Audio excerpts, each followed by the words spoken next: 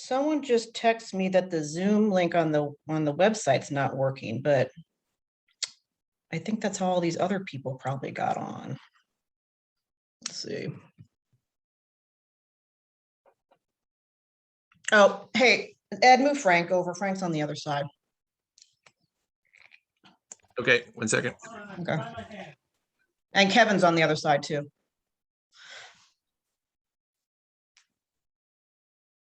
All right, hold on 1 second before we get 1 more minute here. Yeah, I'm on your phone, or you can't use. What is this? No, The changing?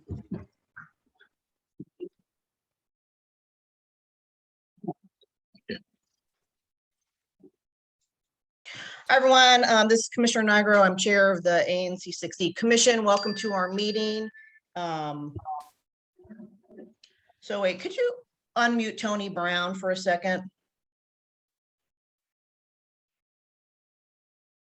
I don't know how all these other people got on then. Tony? no, he was here a second ago. Now I don't see him. See Tony on the other side? I just want Okay, just I got unmute him him. now. I got him. I'll go. Hey, Go Tony, ahead. how did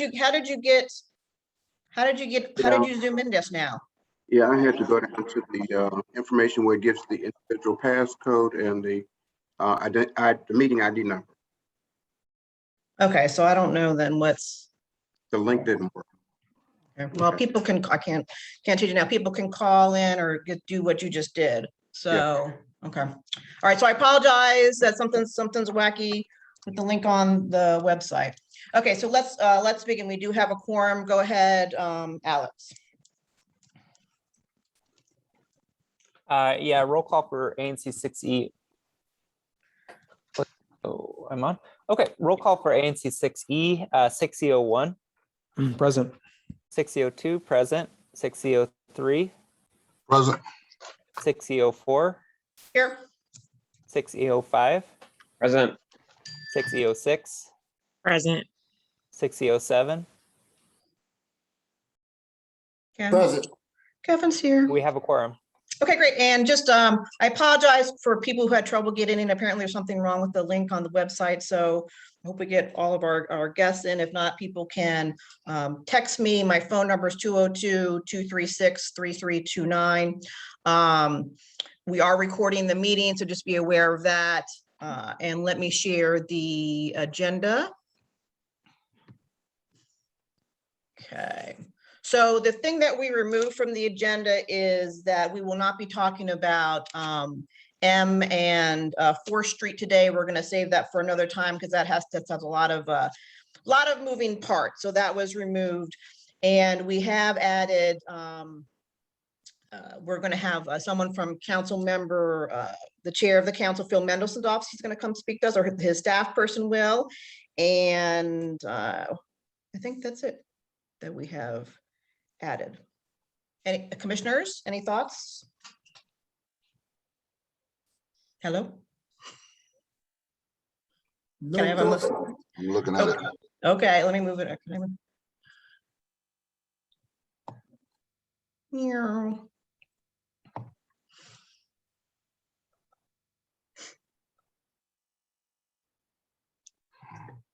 Can I have a motion?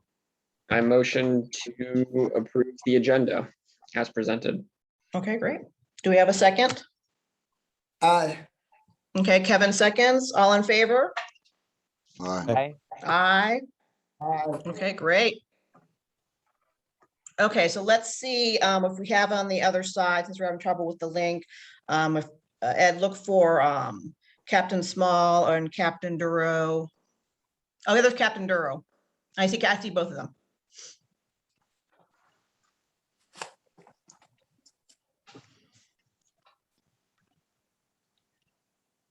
Oh.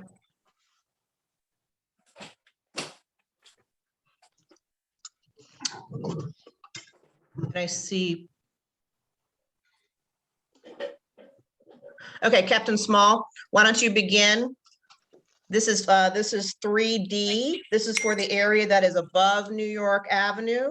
So this is my area, Michael areas, Alex area, and Frank's area. So go ahead, Captain Small. Evening, everyone. I do want to say that overall, one of the best things we have is that by and large, the crime has gone down significantly in the area that we're here to talk about tonight. But I wanted to get to the specifics. I know people like to talk about the shooting that occurred on 5th Street.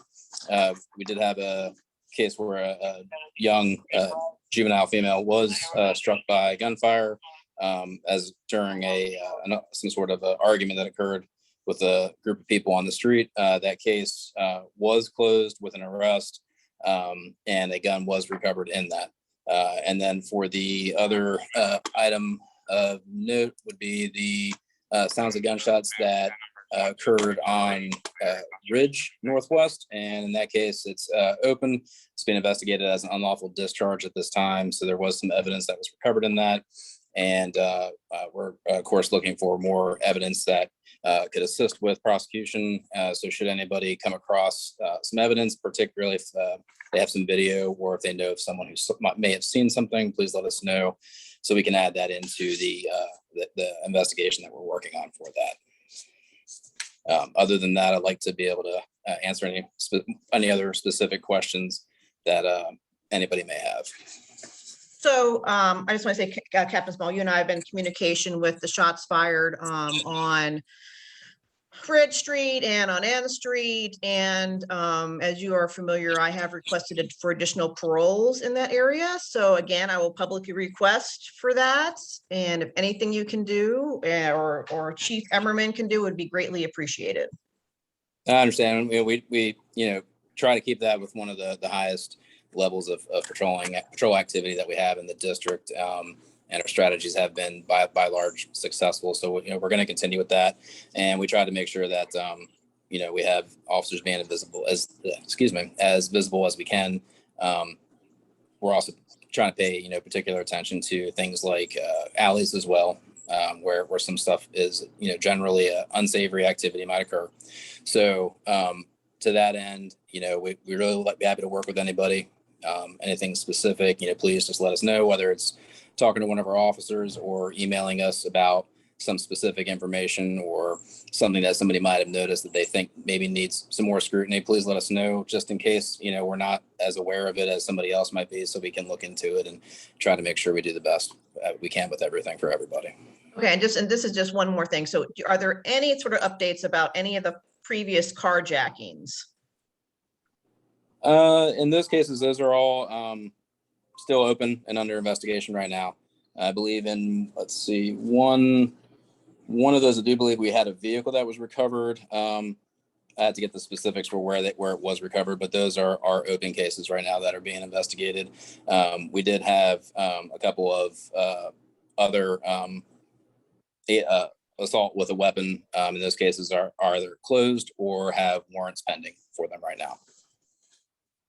But I'm happy to say that, knock on wood, right now we're doing very well, and we have gotten a pretty significant reduction in violent crime, as well as all general crime at the moment. We're trying to continue that trend. Okay, commissioners, anything for Captain Small? Captain Small, I do have a question for you. Something came in to me just today, and I haven't really had a chance to look into it that much. But there's reports of some pretty aggressive panhandling going on 8th Street in front of the Giant here as part of the city market. I'm not sure whether or not that's a public street or a private street, and what exactly the rules are when it comes to enforcement of enforcement of any laws that may be broken there in front of the entrance to the Giant. Is there anything that you can tell me that I can pass on to the property owner and the security company who have raised this issue to me today? On private property, the only issue that people can run into from time to time is that because it's private property, in the event that person was allowed to be there by whoever is the owner, or a person who's has the authority to say a person can be there. Without that information, if a person's claiming that they were given permission to be there and solicit people for money, we're not able to necessarily enforce any regulation for aggressive panhandling, because we have to know that they don't have the right to be there. So on private property, that can occasionally be an issue. So if somebody's having that problem, we're happy to work with them to resolve it and be able to get in contact with somebody to find out if a person's allowed to be there or not. On public space, we can enforce that. We really just need folks to call and be available so we can talk to them and get some information to maybe help make the case a little bit better. But oftentimes, because of the nature of that, when our officers do arrive, the person's moved on and they're in another place. And if they aren't actively engaged in soliciting money from a person, we would have to have it wouldn't be enough evidence in itself without the officer actually having seen the alleged crime occur. If we have some video footage of a person who's like chronically causing that problem, if we can get a hold of that and identify the person, we might be able to apply for a warrant in that case. But that's unfortunately for a lot of people, that's a little more effort than they're willing to go through, but we're happy to work with them if they are. Great. And also, do you bring in other city services that may be able to provide support for individuals outside of the criminal justice system? We've got probably the most robust resources available to that, is at least on the East Coast, in my opinion. And we have a lot of folks that are engaged with on a weekly basis for a variety of services, whether it be to try to get them into a housing situation if they're unhoused, or if they have substance issues or mental health issues, to get them into some sort of treatment or into intake, at least into a program. A lot of those the folks that are out there, particularly those that have mental health issues and substance issues, are receiving regular treatments, but they are not necessarily choosing to take advantage of everything that's being offered. So until they're able to decide to take advantage of what's being offered to them, we get a little bit limited on what the police department can do. And the outreach services that we have, they run into a little bit of a barrier when they can only get a person to go so far as accepting the services that are being offered. Thanks for that update. Okay, any other commissioner for Captain Small? Frank, Alex? Nope. All righty. Okay, so let me open it up to the community. So this is for the area that is above New York Avenue 3D. So if anyone on the audience side has a question, please do your raise your hand feature or press *9 to talk to Captain Small. And Ed will unmute you. Any questions for Captain Small? No. Okay, Captain Small. All right, thank you. Let me know You're if good you to need go? any other information. I'll get back to you by email if anybody wants to send us some questions. All right, sound good. Thank All you. right, thank you. Next, we have Captain Duro. This is Wendy. This is the area that is south of New York Avenue. Go ahead, Captain. Hello, everyone. We actually had a pretty good month in our area of ANC 6E. We had 3 violent crimes. There was 1 robbery in front of the Walmart, guy hanging out in the block, and there was 1 assault with a dangerous weapon, which was a domestic violence case in which a firearm was pointed but not fired. So that suspect is identified. That's the only violent crime we had. Property crime was also down significantly. Stolen autos, for one thing, which have been just a chronic problem citywide, and especially in the Mount Vernon Triangle area have really been a problem. We're down significantly. All of our property crime, really. So we're trending definitely in the right direction. We're down on the year. Violent crimes down 32% on the year. So really great. And property crime is pretty much flat, really. It's down slightly, but pretty much the same rate as we saw last year, which again was good because that was during the pandemic. And so if we're staying at that level, I think we're doing okay. One thing I did want to mention is that tomorrow we're going to have a lot of outreach in Wendy. The chief has a new initiative. It's called Strengthening Community Connections. We're going to be across this the first district, going to be doing outreach and kind of surges. So there's a few of them in the 6E area. We're going to be in the Sursum Corda areas, so 1200 North Capitol, 1100 First Place, at from 11 a.m. to 1 p.m., 11 a.m. to 1 p.m. And again, from about 6 p.m. to 8 p.m. And then we'll be in the Mount Vernon Triangle neighborhood from about 1:30 p.m. to 3:30 p.m. So again, we'll just be doing outreach and making contacts with residents and businesses in the area just to strengthen relationships and provide some of the some of that has been challenging with our reduced manpower and all the other kind of responsibilities that the patrol services have these days. So the chief is bringing in folks from the entire agency, from other units, to assist with those outreach efforts in conjunction with the first district officers as well. So just wanted to mention that. I think it's again, it's going to be a fairly big operation, and we're looking forward to it, and hopefully it has a good impact. Be happy to answer any questions. So there is actually a question in the chat.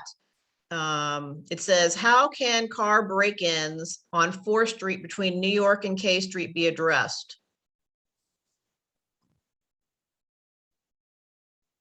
Yeah, it's very difficult. That again, that's been one of the hot spots for the whole city since I've been in the first district. So for the last 6 years now, that's always one of the prime locations for car break-ins. The number one thing that we encourage is for folks not to leave valuables in their car. That deters a lot of the theft, because when these guys, they're getting valuable electronics maybe out of every second car they hit sometimes. So it's very difficult for us to catch them in the act or even to investigate those crimes. Even if we have good camera to identify someone that committed that crime, they pick the time and place they're doing it. We're usually pretty visible as police officers. Setting up any kind of operations where we are, have observation posts or plainclothes officers is very resource intense for us. It's very resource costly. And then the thing is that even if we do catch them and get a good case of even if they are prosecuted, which is another question, it's very minor crime. I mean, they're not getting jail time for stealing out of a car. So there's really not a whole lot of deterrent effect there. So the best thing really is not to leave valuables in your car. What I used to say when this was a much bigger problem, because it was a much bigger problem years ago, is, just please let all your friends, family, contractors, employees, delivery drivers, whoever it is, let them know not to leave valuables in their car, please. All right. I think that's the best way to attack that. Very good. All right, commissioners, any questions for Captain Duro before I open up to the community? Just want to say, Captain Duro, appreciate the emails we exchanged, and to the extent that your officers were involved last month with the weird case with the 7-Eleven and the opera music and all that. So it seems like we've mostly been resolved, and we'll be in touch if anything happens, I'm sure. Sure thing. Always happy to engage on those matters. Ultimately, I think that would have been a DCRA issue, but it sounds like really you got it resolved. So kudos. And I think Denise, you had a question here.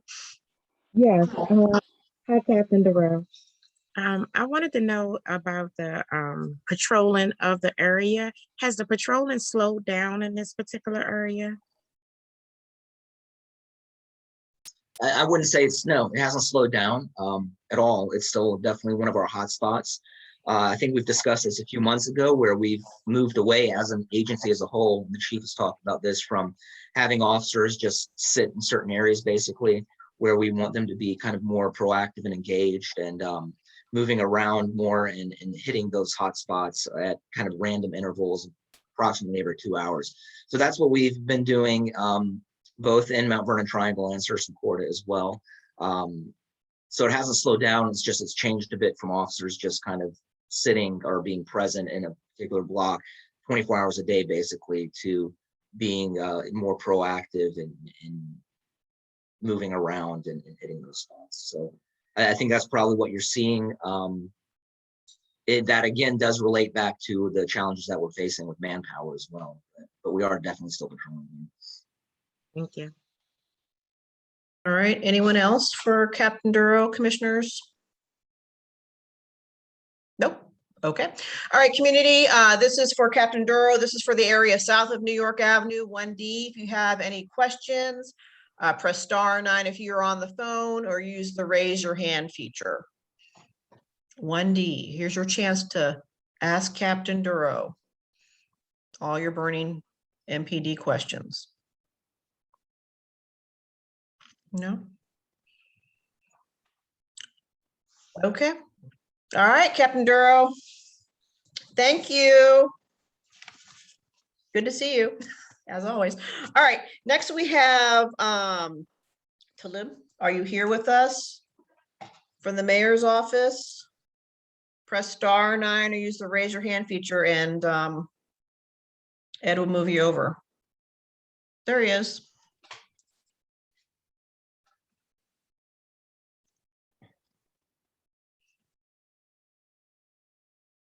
Hi, Talib. You can unmute yourself. Hello? Hi. Yes, hello. How you doing, Commissioner Naima? Good. I don't have any specific announcements, but I do have some follow-up that I want to provide to some of the commissioners. I do want to provide a follow-up to Commissioner Lopez with regards to the event that was held yesterday, the Home for the Holidays event. He asked for, some specifics in terms of, what the program was for, what the event was for. And essentially, these are neighbors who have experienced homelessness, who've been through several DHS programs, and they were given lease up prior to the holidays. It's kind of what the initiative is for, what it's about. And we have at least almost 1,200 participants that are waiting to be leased up within, hopefully before the first of the year or the 1st of February, who have vouchers. And we're looking for more people to provide stable housing, such as landlords, and to provide that type of housing. And I think that's kind of been the thing, to get more people to participate in the program, to provide housing for some of our neighbors who are experiencing homelessness. So I just wanted to provide that update, and also provide an update with Commissioner Eichler that we have reached out to DOVE in Queen City and Jimmy Lawson to try to provide DPW services for the cleanup event that's happening in the upcoming week.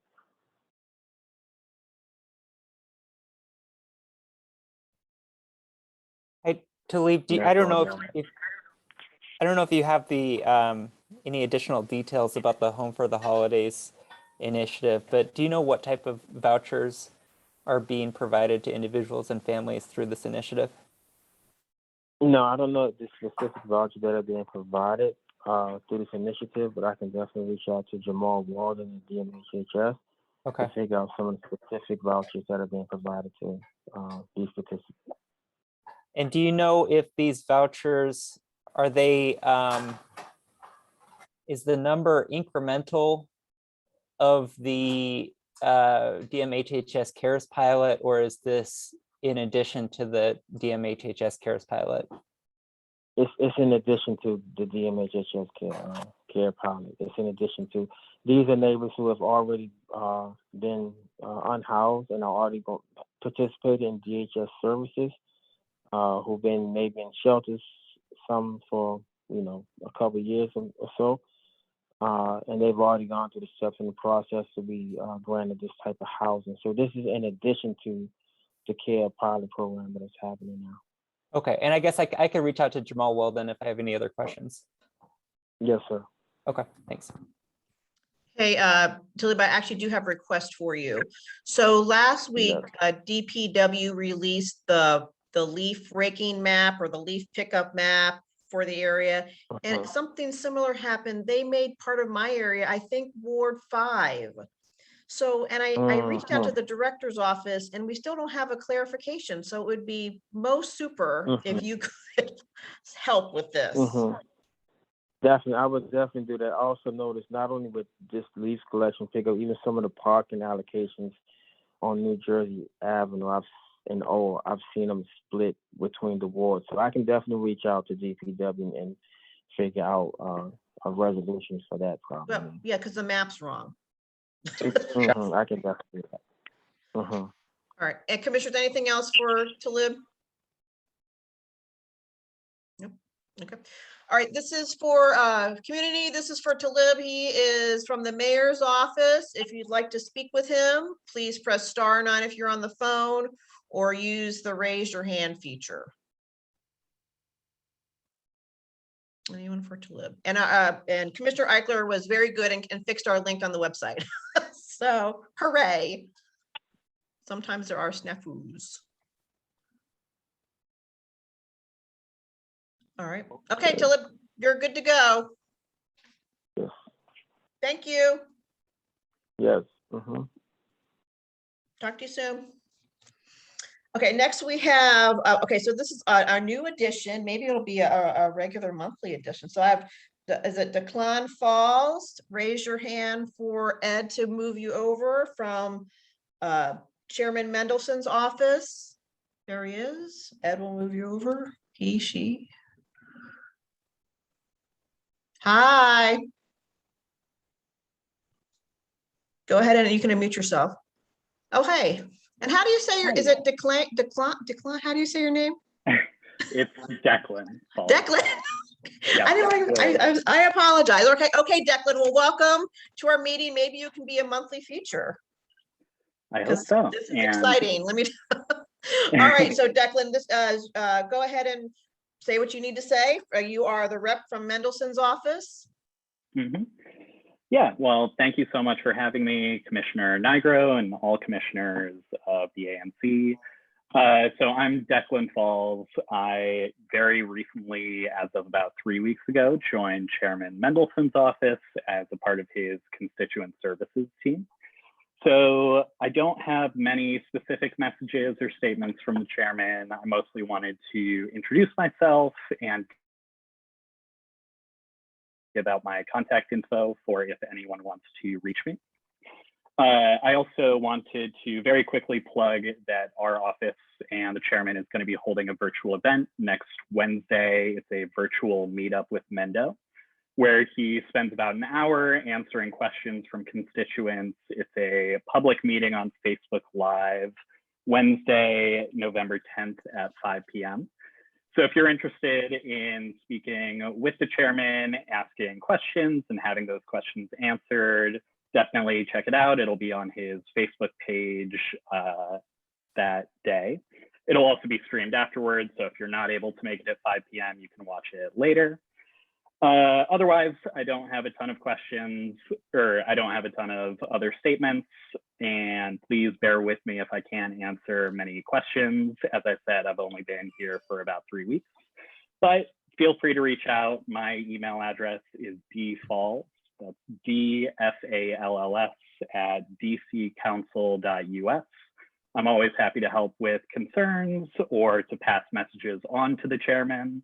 So reach out anytime, and hopefully I will be back on these meetings monthly. So thanks for having me. You are welcome to join us. Any questions for Declan, commissioners?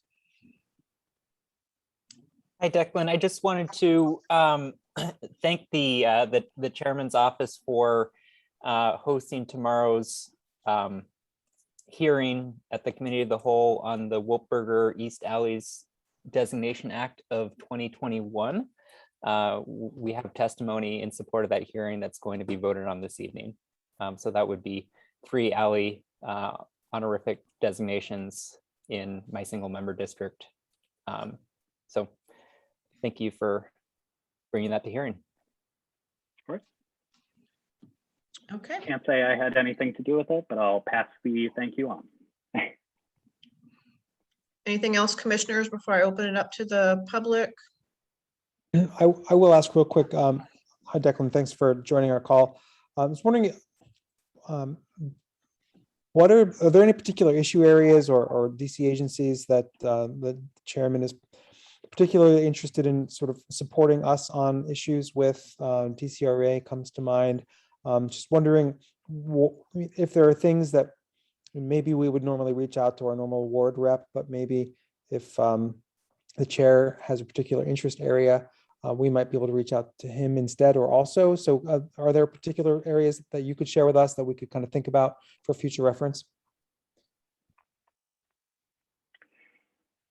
I apologize. I do not have a good answer to that question. I will definitely follow up and can send you an email with the information. I wish I had a better answer, but I am not really sure. Sorry about that. And that's open to any member. Please feel free to send me an email if you have any concerns and I can look into it. Okay, great. I'm going to open up to the community. So Naomi, I see you, but you're going to be next. So Ed, if you could, I'm going to call on Bettina. If you have a question for Declan, Ed will move you over. Go ahead, Bettina. Hello. Actually, my name is Olivia Chase. I'm getting a lot of feedback. And what I'd like to know from the chairman is if he intends to open up the vote to the entire council for the Arts Commission. I believe that was voted on at the legislative meeting that happened today. So I believe that decision has already been made. I can definitely look into, but I would also invite you to ask the chairman directly. We will be holding this meeting next week with questions open to the public where he'll be answering all questions for about an hour.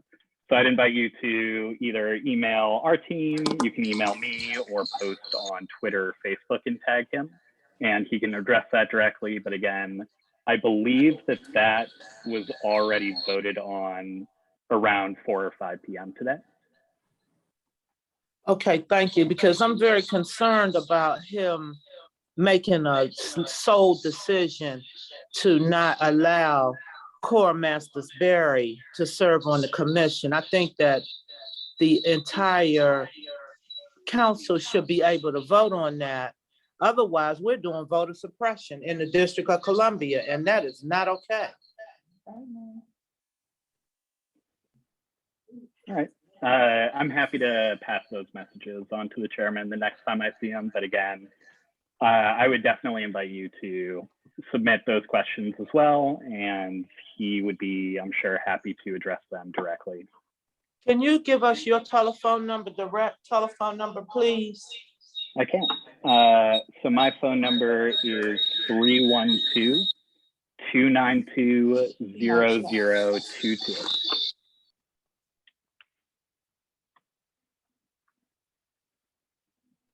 I couldn't tell with the feedback. Could you hear that? Can you repeat that phone number? Mm-hmm. It is 312-292-0022. Thank you. Thanks.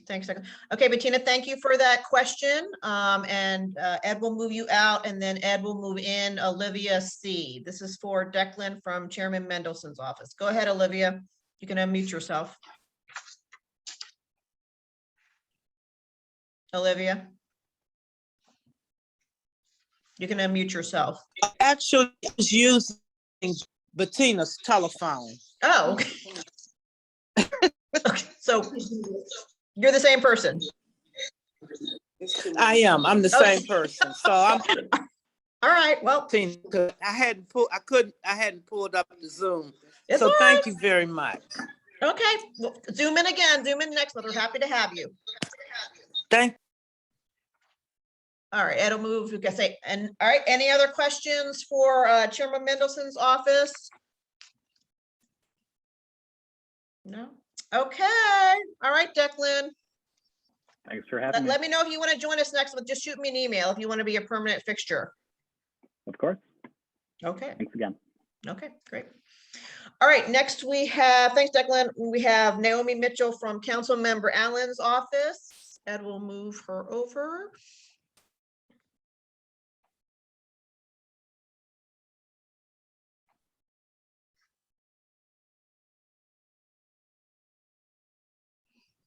Hey, Naomi.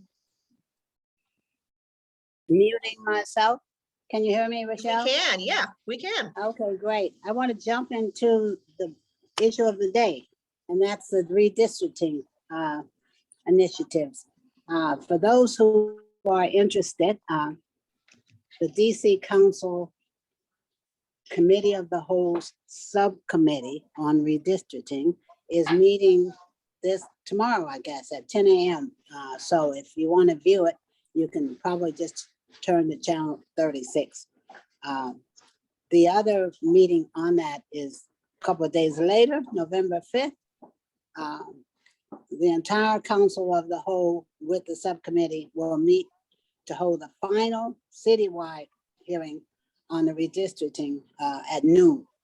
Now, many of the people who have concerns will probably be at both the Ward 6 and the citywide meeting. There was a map released yesterday, 3 maps yesterday by the subcommittee showing 3 possible ways that Ward 6 could be reconfigured. So if any of you are interested in that, you can go on to Alyssa Silverman's website and see a discussion of those Naomi, 3 options. she's coming up next, so we're gonna see those. Oh, great, great. She's gonna be on the agenda next. I haven't seen the agenda. Okay, good. Well, I led the lead in for her. All right. A couple of other things. Want to remind people that the DC ticket amnesty, where you can pay the original cost of those tickets you got years ago, has been extended to December 31st. And the other big issue is the visitors parking passes. They will remain in effect until January 15th, 2022. So if you're worried about all of that with all this redistricting, etc., what you've got now will be good until January 2022. There are probably a bunch of other things you've heard about. The COVID for children. We're going to get about 24,000 doses of that pediatric Pfizer vaccine for children, age 5 to 11. And so as soon as DC receives the clearance for that, then those will be available in DC in numbers large enough for people to get the kids done if they want to get them done. One other thing, and I guess the chairman's office might in the future talk about this, and that is there's legislation that's intending to target marijuana gifting shops. The new legislation would define what is now your purchase with a marijuana gift in a different way that allows that not to happen in the way it's happening now. A lot of the legitimate medical marijuana shops are complaining heavily that these folks are basically illegally selling marijuana, but they're disguising it as a gift for another purchase. So I want to put that on there. Notice that that's going to be targeted. I don't know how much y'all sees that, but it's very heavy along the 8th Street corridor and some of the other central streets in DC. Any questions of me? Okay, commissioners, any questions for Naomi? from Charles Allen's office. Hi, Naomi. I know that Commissioner Allen's outdoor office hours were canceled on Friday due to weather. Are there any plans to reschedule that? There will be, and we'll get that out. They're Thank not, it's not been set yet. I think we're at Swamp Doodle next week, which is a little closer to you, but we'll get that out to you as a notice. Appreciate it. Mhm. All right, any other questions, commissioners? No? Okay, community, if you have a question for Naomi Mitchell, she is from Charles Allen's office, who's our council member for Ward 6. Press *9 if you're on the phone, or use your raise the hand feature. Any questions for Naomi? Going once, going twice, going 3 times. Okay, Naomi. Thanks. I'll be All on right. listening. We'll talk to you.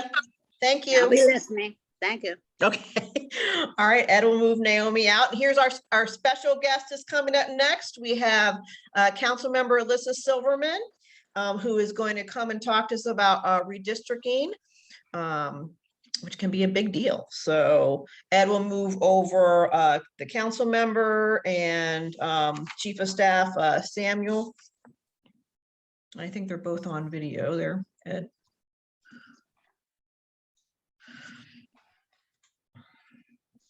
Yeah, Sam, Rose, and Amy. You see him on top there, Ed?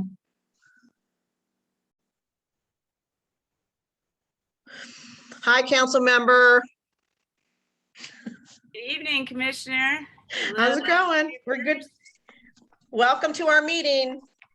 Wonderful. Well, I'm really thrilled to be here. Commissioner, how much time do I have so Sam and I can plan on how fast we need to go? How much time do you think you need? I think to do our presentation, we need about 15 minutes. And that's good. That's good. We're good. Yep. It's a big deal. So you're the star of the night. Wow. Well, I dressed up for you guys. Oh, good. I wore my black tie. Sexy. In all seriousness, I really am excited to be with you, and along with my Chief of Staff, Sam, Rose, and Amy. And Commissioner, if Sam can have screen sharing privileges, we have a little bit of a slideshow that I'm a person who understands numbers by seeing them. So I thought it would be helpful for you to see some of the numbers. So you might have heard that we're engaged in a process that rebalances the population of the city into our 8 wards called redistricting. And that some people have some strong feelings about this. So I have been tasked by Chairman Mendelson to chair the subcommittee on redistricting. So for those who don't know me, I'm Alyssa Silverman, one of the at-large members. I'm one of the 2 independents on the council, and this is my 7th year on the council. Chairman Mendelson appointed me as subcommittee chair. And my 2 energetic members are Councilmember Anita Bonds and Councilmember Christina Henderson. So what we would like to talk with you tonight is why we do redistricting, what our process is and the principles around redistricting. We're going to talk about some maps that were released earlier this week. And where they came from, and then how you can weigh in and where we go from here. So it's a lot to accomplish, but we're going to give it a shot. So Sam, why don't we move to the first slide? So why do we do redistricting? Well, it is the law. Many of you probably know the principle of one person, one vote. It's embedded in the 14th Amendment of our Constitution. And the principle behind it is that every person should have about an equal voice in their electoral government, that one person shouldn't have an outsized voice depending on where they live, or a smaller voice. So that gets at the key principle, the North Star, I call it, around redistricting, is that our wards, our political jurisdictions, legislative districts must be roughly the same population. That they don't have to be exactly the same. There is a little bit of cushion. And here it is the average, the mean of the wards, plus or minus 5%. And we'll get into the numbers in a second. There are some other key principles around redistricting that are embedded in both federal and local law. And I would say that the next biggest is that redistricting cannot dilute the strength of minority citizens. So in the District of Columbia, this means that redrawing the wards cannot dilute or disadvantage Black or Latino residents in our city. Another principle that I think is very key in our city is making sure that the ward boundaries are compact and contiguous, that they make sense. The visual I'll give you is like, it shouldn't look like a barbell, for example.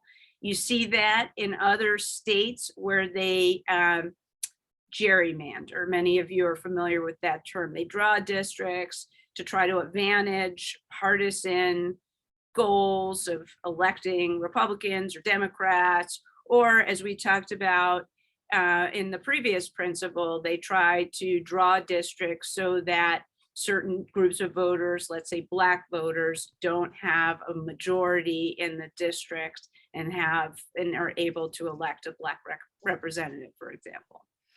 So we want to make, so those aren't as much of an issue here. Partisan gerrymandering is not a factor in a city that is so overwhelmingly Democratic. But we do want to make sure that we don't isolate communities from the rest of the ward. That's really, I think, the bigger issue. We also want to keep communities of interest together. We interpret that as neighborhoods, identifiable neighborhoods should be kept together. We, as much as possible, try to keep census tracts intact. And I added in a sixth principle of the 2021 redistricting.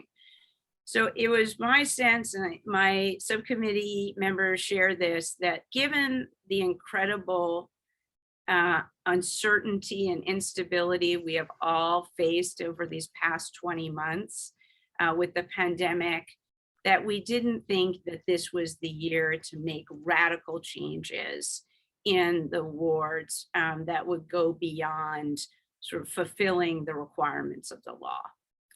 So those are the principles that guide redistricting. I will say there are principles that have guided our work in the subcommittee. And I will say for those who have participated or observed redistricting in the past, this subcommittee's approach is very different. And I think that is because we have put transparency, accessibility, and making sure voices are heard at the center of our approach this year. And there are three ways I think we've really demonstrated that. Sam, I think that might be the next slide. Oh, actually, it is not the next slide. We mixed up our slides, but can we go to the third slide? I think it's the third slide. Yeah. So I said there are several ways in which we have made redistricting different. So first is that we have had 11 hearings. We're going to have 11 hearings. And Naomi, shout out to Naomi, one of the hardest working people at the Wilson Building, mentioned some of the hearings we're having. So we have had a hearing, or will have a hearing, on every ward. Ward 6's hearing is coming up Wednesday, which is tomorrow, I believe. Yes, tomorrow starting at 10. If you want to testify, we'll still let you in. You just got to let us know. So you can email me. We'll get you on the list. There's also another hearing on Friday, which is sort of our wrap-up final hearing. So we've put a big emphasis on listening to our residents. The second thing we've done, which is on this on the slide right here, is we have partnered with the Office of Planning to make the map drawing accessible to residents. So the website you see, dcredistricting.esriemcs.com, is a program that allows you to be the cartographer, to be the map maker, to rebalance our population in the way you think it should be done. And the visual you see is the map of the district and what it looks like when you open this site. We have received 130 maps from district residents. And the third way in which we've made redistricting different is we released 3 maps. We did that yesterday. We chose 3, one from a Ward 5 resident, one from a Ward 6 resident, and one from a Ward 7 resident. And we released those for public comment so that you have something to react to. I will say we chose those 3 because we felt those 3 made some of the big key decisions that we need to grapple with and contemplate as we rebalance our city. I'm gonna, Sam, if we move back to slide 2, I just want to talk a little bit more about the process before we launch into those key decisions. So redistricting is a 2-part process. In that, first we redraw the wards, and then second we redraw the ANCs. And I know because I'm talking to folks who are very involved in their ANC, I'm sure that the ANC redrawing is very important to you. But I have admitted, I'm a very transparent person, that I can only handle so many things at once. So I have said, let's focus on the ward drawing. And then once we're done with that, we can focus on the ANC drawing. So where are we in the ward redrawing? Well, we are right in the middle right now. As this slide shows, we got our Ward 6 hearing tomorrow, we got our final citywide hearing, and then we need to make those key decisions so that we can move redistricting, which is a bill, through the legislature and wrap up with a final vote on December 21st. We need to do that with urgency because we have to get the wards redrawn for the June 22 primary. You can see the ANC schedule before you. So once we know where the ward boundaries are, then we can start with the ANC process. Your ward council member, and since I am talking to the Shaw area, which those who've looked at the maps know, all of our 3 map makers all had different plans for you guys. So depending on which ward you end up in, whether it's Ward 6 or Ward 2, or I think those were the 2 options that were presented in the 3 discussion maps. You will, if you are interested, you can participate in what's called the ward, the ANC redrawing task force, and your ward member, whether that be Councilmember Allen or Councilmember Pinto, if that's the case, would appoints a number of people to that redrawing task force. And you can see the schedule of work is as laid out on the slide. Okay, but I'm sure there are a lot of people here who want to know where the boundaries are going to be drawn. So Sam, let's move to the next slide. Oh no, we're going to talk about the census data. Sorry. Well, let's talk about the task. For those who don't know, the official census count came in as 689,545. And earlier we talked about the equal representation principle, the 1 person, 1 vote principle. So the way we figure out the ward size is we divide that 689,545 number by 8. And that gets us to the mean, to the average ward population. And then we get a plus or minus 5% margin. So as you can see, you guys are currently in Ward 6. So Ward 6 came in at 108,202. which is, as you can see, you're the only 6-figure ward. You grew at a rate of 41.9%. And I just want you to compare that percentage to the district's rate of growth over the last 10 years, which was 14.6%, and to Ward 7 and 8's rate of growth, 6.3 and 6.6%. So now we'll go to the next slide. So that mean number is 86,193. That's our population target, which should be the average population size of the ward. So you get plus or minus 5%, which means that every ward needs to be between 81,883 people and 90,503. So this table before you shows which wards are within that equal representation principle and which are not. So 3 are not. Ward 6, as you can see, is above range by 17,699 people.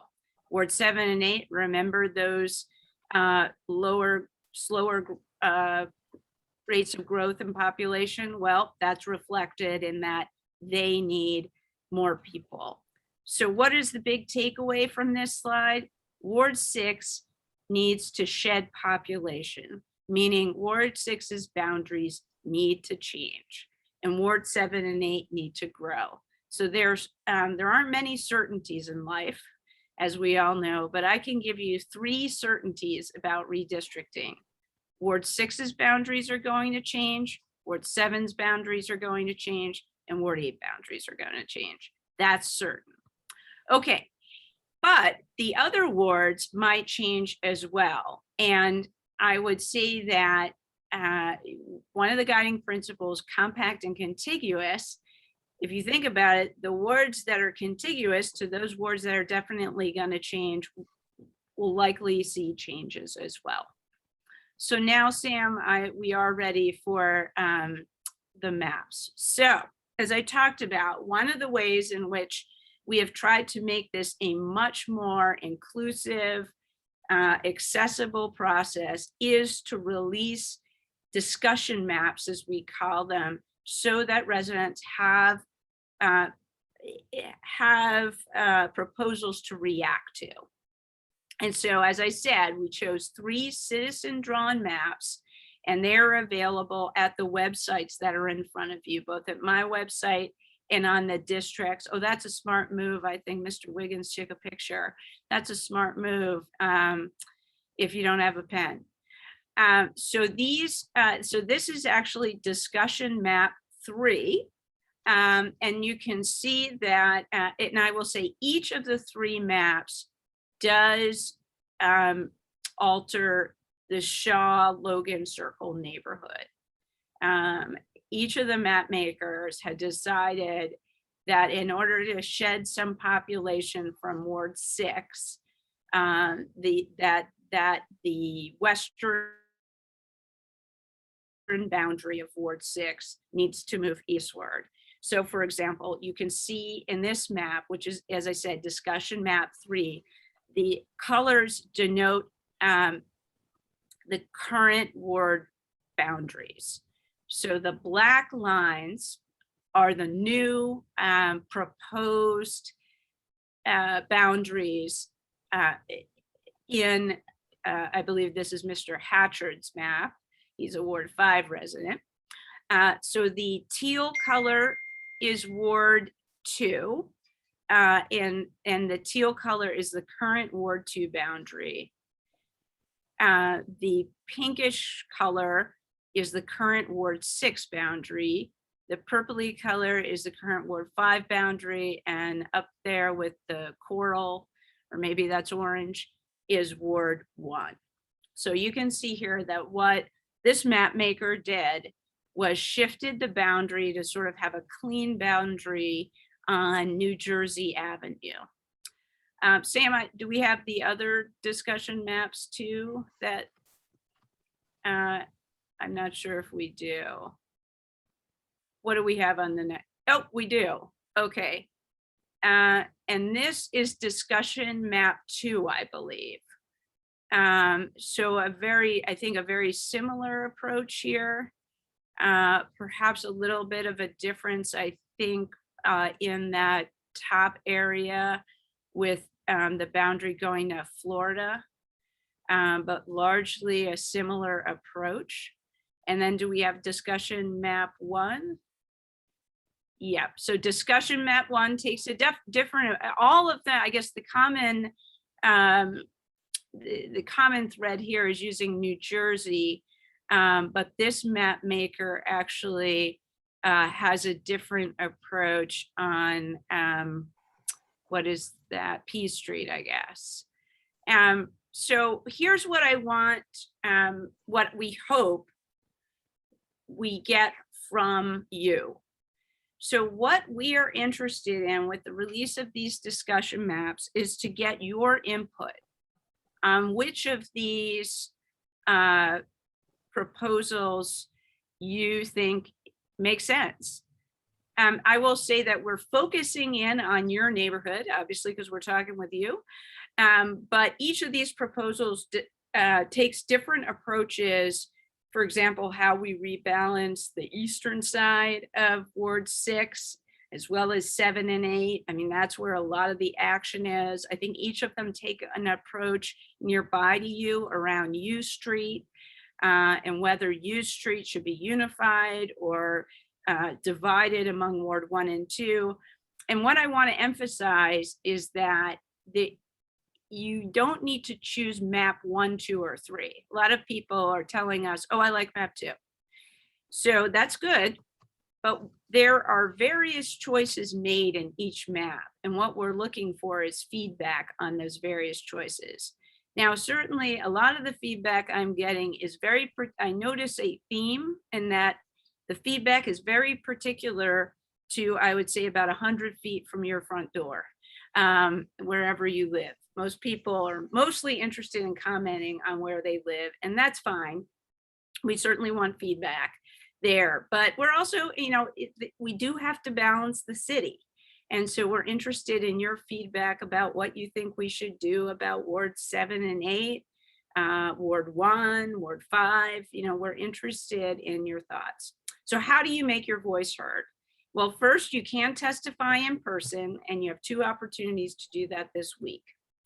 You can submit written testimony for the record. And I hope that we've proved that after reading 130 maps and choosing 3, that we really do take your input seriously. And a lot of people say, well, I send in testimony, but I don't know if anyone reads it. Well, here you got an ironclad guarantee from me. I will read it. My staff will read it.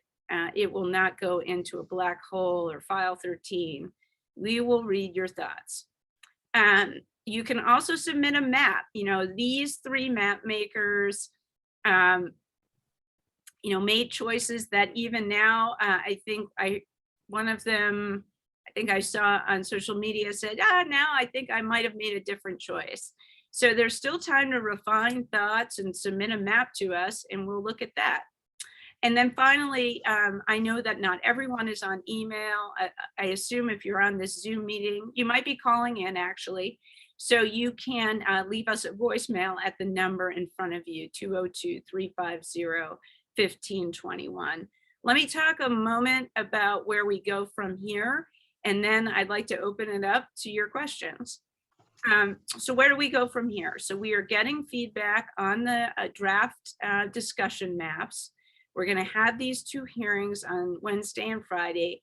And then in the next 2 weeks, we have to make the tough decisions. Here's what I'm going to say.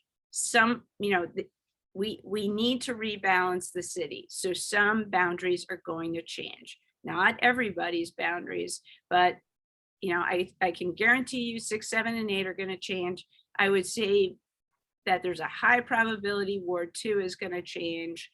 And other wards are going to see some boundary changes as well. I understand, and I know that, let me speak specifically to neighbors in your community. I know you are familiar with redistricting because every 10 years, it seems like the boundaries change in your neighborhoods. And that has been true. And I know it feels unfair. I know there are concerns that, well, I could get shift into another ward where I didn't vote for that council member. And those things are all true.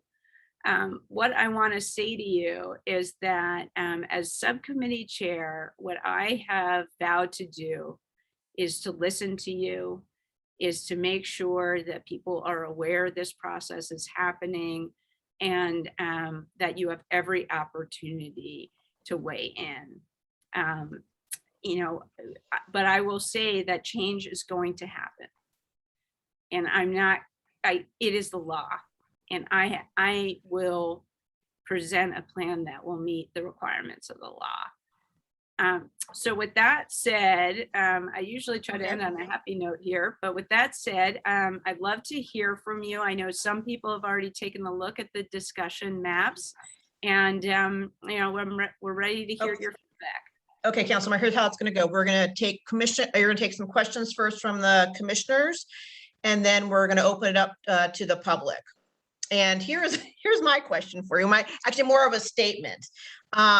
So we have always been kind of like the edge of whatever ward, right? And many of my constituents feel like the flip-flop, we're just the forgotten child, the whole 9 yards, whether we've been 6 or 2.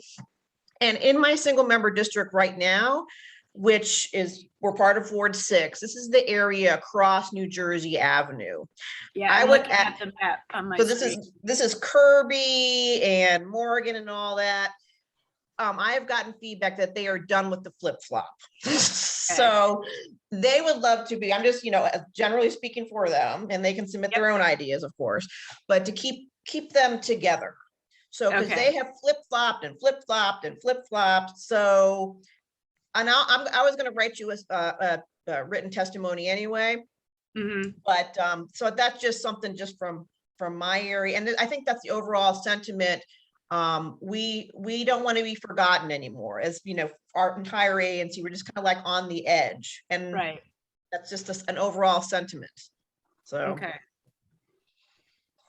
all right, commissioners, who's next? Michael, Alex? I'll jump in. Okay. Councilmember Silverman, thank you for the presentation. I submitted testimony, which you may have read and anticipated my comments, but the concern that I have is similar to Commissioner Nigro's, in that my part of Shaw was redistricted in 2012 from Ward 2 to Ward 6. And now it looks like it's going to be redistricted again in 2022 from Ward 6 to Ward 2. I have concerns about the implications of shifting the same population in 2 consecutive decennial cycles, the implications for voting rights and representation.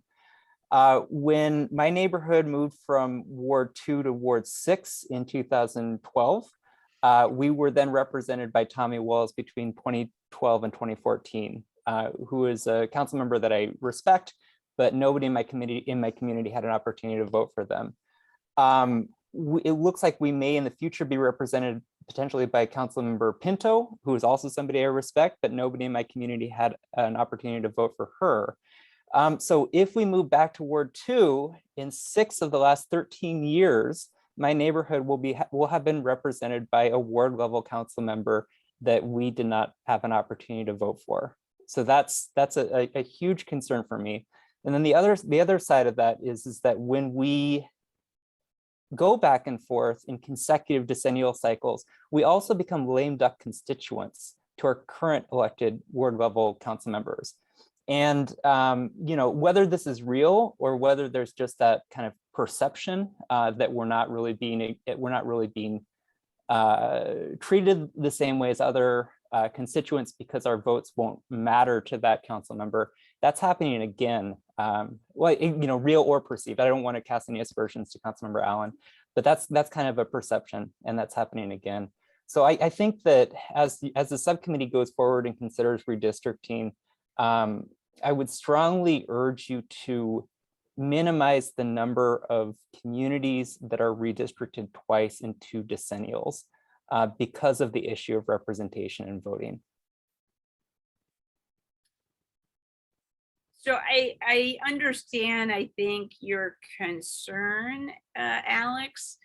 I mean, what I will say is that the ward boundaries will go into effect. So I'm not sure I understand. So we will put the ward boundaries into effect almost immediately. So you will then become a, you know, if the boundary shifts, you will become a resident of that ward. And so I'm not sure there's a lame duck issue, because let's just say that your boundary shifts, your home is in a boundary shift and you end up in Ward 2, you will be represented by Councilmember Pinto. And then I think, so I hope I'm addressing that. It's not like you're gonna sit for 6 months in limbo, in some ward limbo, where like you're gonna move to Ward 2 in 6 months and the Ward 6 member says, well, I don't care about those people anymore because they can't vote for me. I mean, you are right in that the Ward 2 primary will be in 2 more years. Ward 2 is on a different cycle than Ward 6. So you all have the opportunity to be part of the Ward 2 election in the 2024 cycle. In terms of being forgotten, I think that's a different issue, about either the council member not paying the attention they should. And that's where you can rope in your at-larges to help out, I would say. And there are 3 at-larges on this subcommittee. And then it's, you know, that's an issue that I'm not sure redistricting addresses. But I here's the concern. There's just been a lot of growth in your area. This is, I mean, it's sort of like you live in Shaw and Logan Circle area, which is become over the past 10 years or 20 really, one of the hottest real estate areas in the city, which means there's tremendous population growth in your area, and that's what impacts redistricting. And, you know, so you guys have been sort of passed around. I mean, I hear you, and in terms of that is tiring. And it also can impact community building, if I'm hearing you correctly, because you don't have the stability and consistency of one ward to really build relationships with the leadership, you know, in that ward. I hear you. You know, I'm not sure we can factor that in, but I'll just tell you that Ward 6 needs to shrink. And I will tell you, I'm waiting for the email from somebody who says, I live at this place. I looked at your map. The boundary around my house moves, and thank you so much. I'm ready to embrace change. I have yet to get that email, but I can send you a stack of emails that say the opposite. You know, I'm concerned, and hey, that map where my house doesn't change boundaries, that's the right map. That's that one right over there. That's the right one. So, I mean, I hear you, but I got to tell you, Ward 6 has got to shrink, and it's got to shrink by 17,000 people. Okay, Denise or Patrick, questions? Okay, Michael, go ahead. Hi, I have a question. And thanks for addressing us today, Councilmember Silverman. I was wondering if you could speak a little bit to your any efforts you may be doing to unlink parking zones from the ward zones in order to maybe make this easier, and then maybe other kind of creative strategies that you may be able to employ that could solve some of the other problems involved with changing parking. Sure. So that's the biggest feedback we're getting right now is I don't want to lose my parking. And so we are going to have a solution, at least an interim solution to that, which is your parking will remain the same. Now in your area, I know because of redistricting, people have a very big combination of parking zones. Very hard to explain. Yes. we Don't looked go at there. it. Don't go there. I had a suspicion this might come up. So Sam took a look at your parking It's zones. complicated. It's It's from the complicated. past. I would say we won't complicate it more. If it, we will keep your complicated parking as status quo, if that makes sense to you. I will tell you that one of my subcommittee colleagues has very strong feelings about parking and that she wants to change, this is Councilmember Henderson. She has introduced a bill to, I would say, radically change the residential parking program in that it would no longer be a ward-based system, but go down to the ANC level. Now, I think that people have some very strong feelings about this as well. And because there are a lot of strong feelings about parking, that's why we want to keep the status quo. So I think we're in agreement with you, Commissioner Eichler, that let's not make things even more difficult. So let's take parking off the table, basically. So that's going to be our approach. All right, Denise, Patrick. Councilmember Silverman, thanks very much for coming and presenting to us.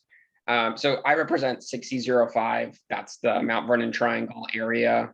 And just looking at the discussion maps, and from what I'm hearing today, Mount Vernon Triangle remains in Ward 6 for these three maps. But my colleagues that represent the north of me, such as Shaw, it seems likely that ANC 6E, as it currently, that our commissioner spread will no longer exist, which is somewhat of a sad thought really to bring up. But my question, I guess, is that if the ward boundaries are taking effect, you sort of said pretty immediately, like they will change. Will ANC 6E continue to function as a body until the next ANC elections take place and the new commissioners, whoever they are sworn in January 2023? Does that make sense? Yeah, so that is a good question. So we have to redraw the ANCs. So the current ANCs will operate until we have the redrawn. We have to do the ward before we do the ANC.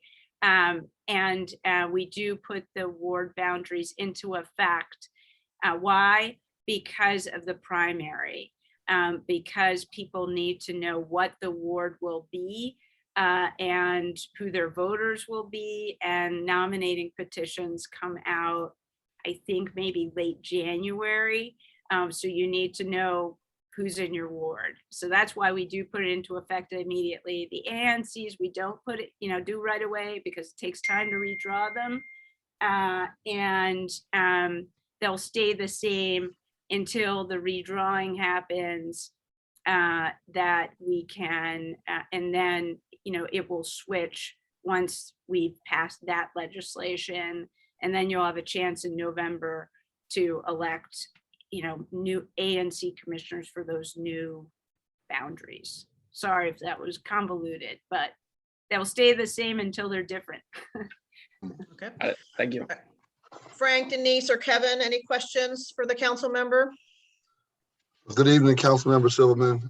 Thank you for presenting tonight. It was a great help. And I'll definitely be looking at the websites. Actually, Michael had my question, to be honest with you, so you kind of answered that part. And the other part was asked by Patrick. So those are the kind of thoughts that I had as far as the redistricting are concerned. So I'll be taking a definite look at the website. Thank you, Commissioner. Okay. Appreciate it. All right, Denise or Kevin, if you have a question, unmute yourself for the council member. Denise, any question? Well, thank you, Councilman. My question has been answered as well. All right, thanks, Denise. Kevin? Give me that note. No. Any question? Okay. No All right, commissioners, I'm gonna open up to, but we have, the first question goes to co-host Ed. He is a community member. So Ed, ask your question, please. You got to unmute yourself. There you go. Yes. Good evening, Councilwoman Silverman. As a resident of my area for 34 years now, 35 years, if one of the other two discussion maps are adopted, as Alex had pointed out, this will be my fourth rotation in and out of a different ward, different ward. And, it gets a little frustrating, not so much about the fact, like not only have I been out in and out of the wards, this will be the fourth time, but, my community, when I first moved here, I was part of Shaw. Then we became briefly a part of Noma. Then we became part of Mount Vernon Triangle. Then we somehow became magically Truxton Circle. Don't ask me how, I don't know, but that's where we are now. I find it a little disconcerting when, as Rochelle pointed out, I am one of those people who, feel that we have been, the fringe has definitely been cut up too many times.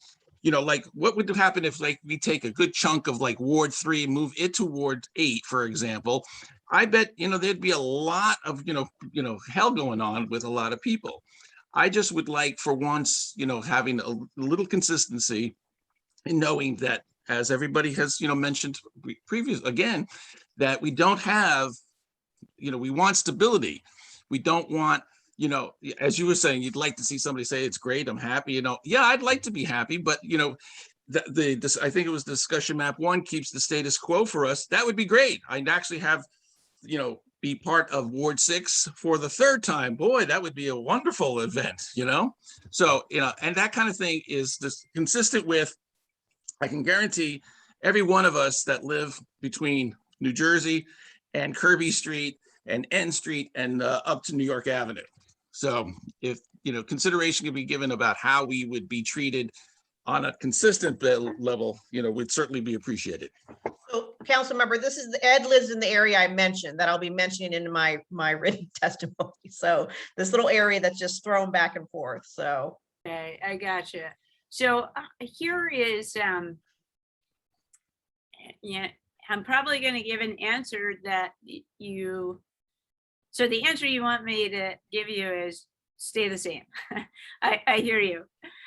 Here's what I will say I think is the challenge, is that you guys are parts of various different neighborhoods, right? So one of the key principles is keeping communities of interest together.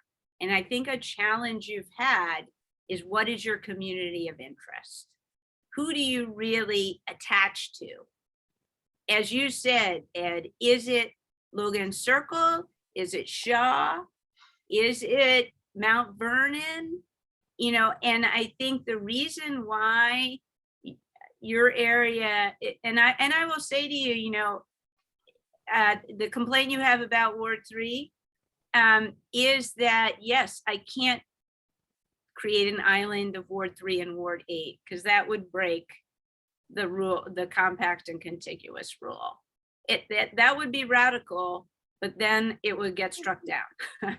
So, and something that makes you vulnerable too is you're not bordering Maryland, right? So most of part of Ward 3 borders Maryland, part of Ward 7 borders Maryland, part of Ward 5 borders Maryland. So I can't mess with that border. Whereas I can, and I hope you'll take it the right way, but I can mess with your entire neighborhood, right? Because there's no border I can't mess with.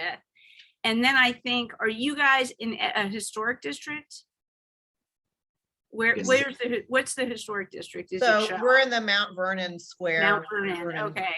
Square. So, I think a lot of the historic districts are able to make a community of interest argument there. It's like, I'll make that argument.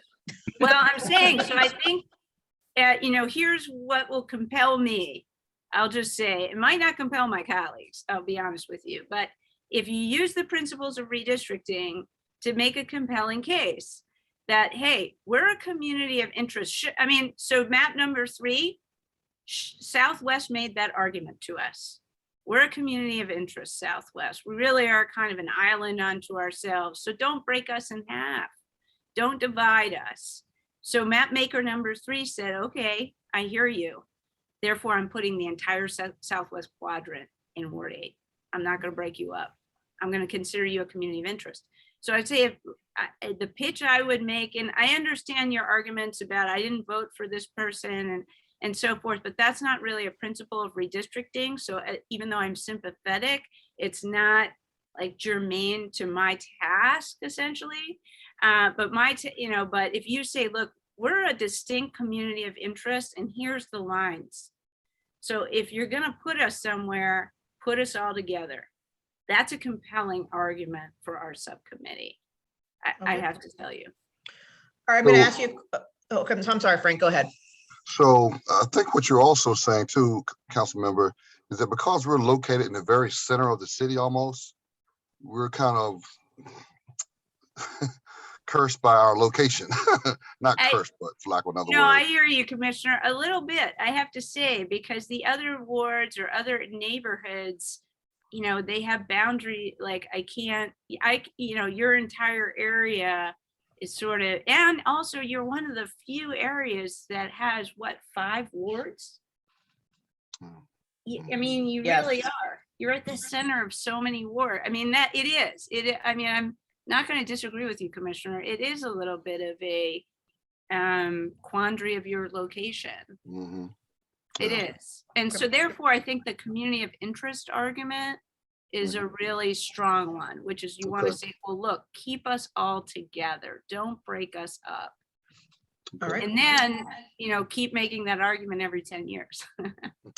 I'm going to ask you a question from our little chat. A person named Josh says, has any thought been given to increasing the number of wards in conjunction with redistricting? Well, so a few of our map makers proposed like a 12, I think at least one person proposed like a 12 ward scheme, but we would have to change the home rule charter.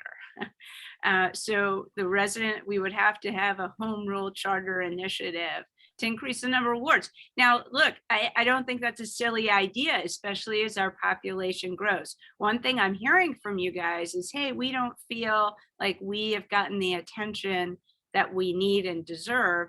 And part of that, frankly, is you are in a ward that with a council member that has 108,000 residents compared to what that council member, ward needs to have. So it's hard to take care of all the residents in 108,000 person ward.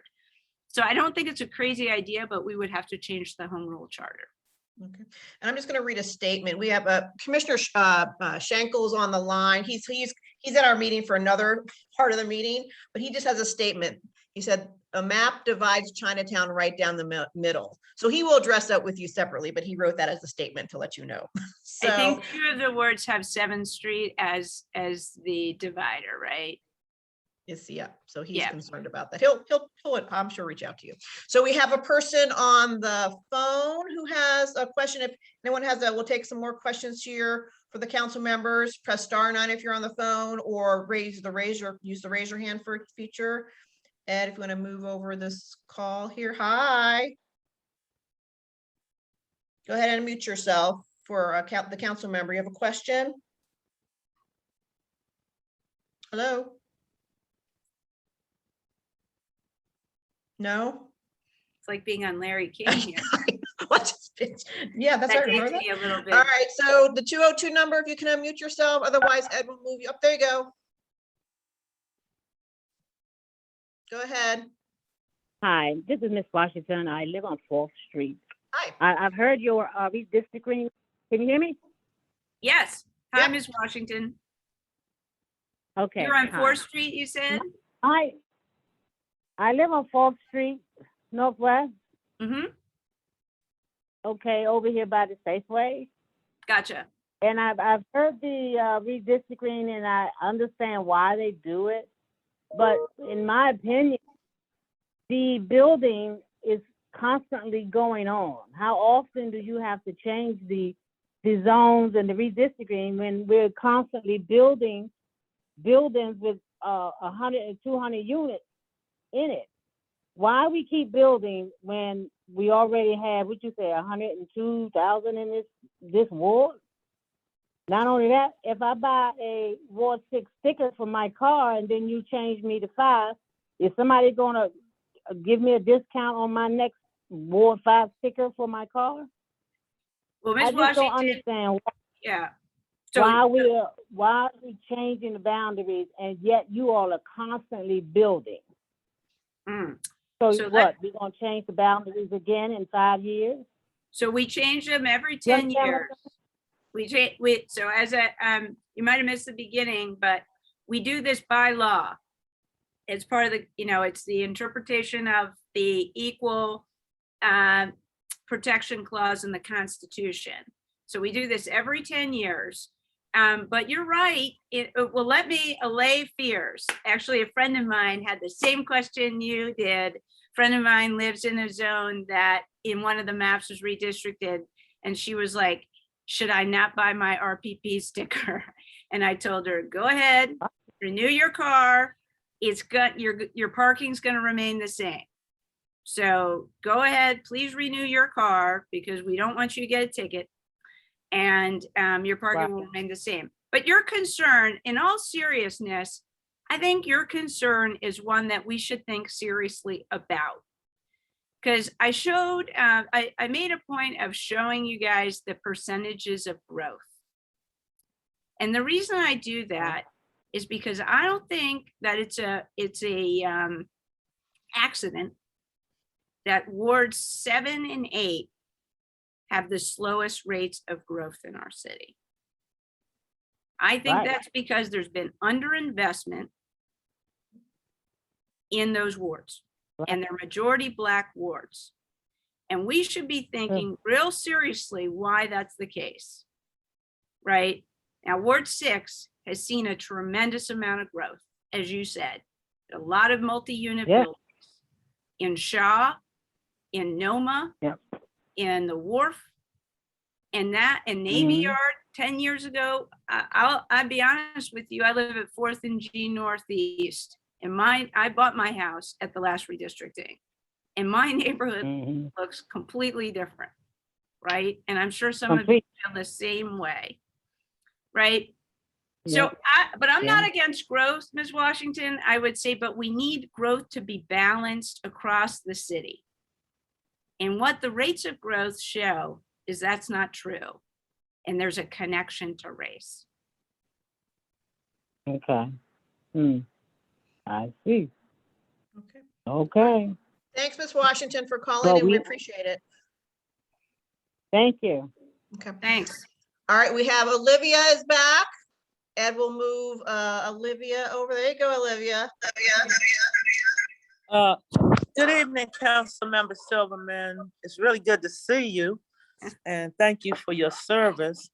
I agree that some of this is related to race, but I believe it's more related to economics. We have more of an economic segregation in the city now than we have a racial segregation. And I also want to know, how have you thought about the children and how it will affect their boundary, their neighborhood's school boundaries? Or has that been taken into consideration at all? Oh, I think I know, Ms. Olivia, I haven't seen you in a long time. Good to hear from you. So let me answer your second question first. School boundaries will not change because of redistricting. That is a completely separate process. So your school boundaries will remain the same. There are some schools that cross ward, whose in boundary designations cross ward lines, and that they will remain the same. To your point about economics and race, I agree with you, although in our city, if you are poor, you are a person of color. I grew up in Baltimore where there were poor white working people, and that's just not true in our city. So economics are linked to race here. And I will just say, again, like in wards, and this is a big discussion I will tell you I've had with the Ward 7 and 8 communities, because one of their concerns is about economic development, right?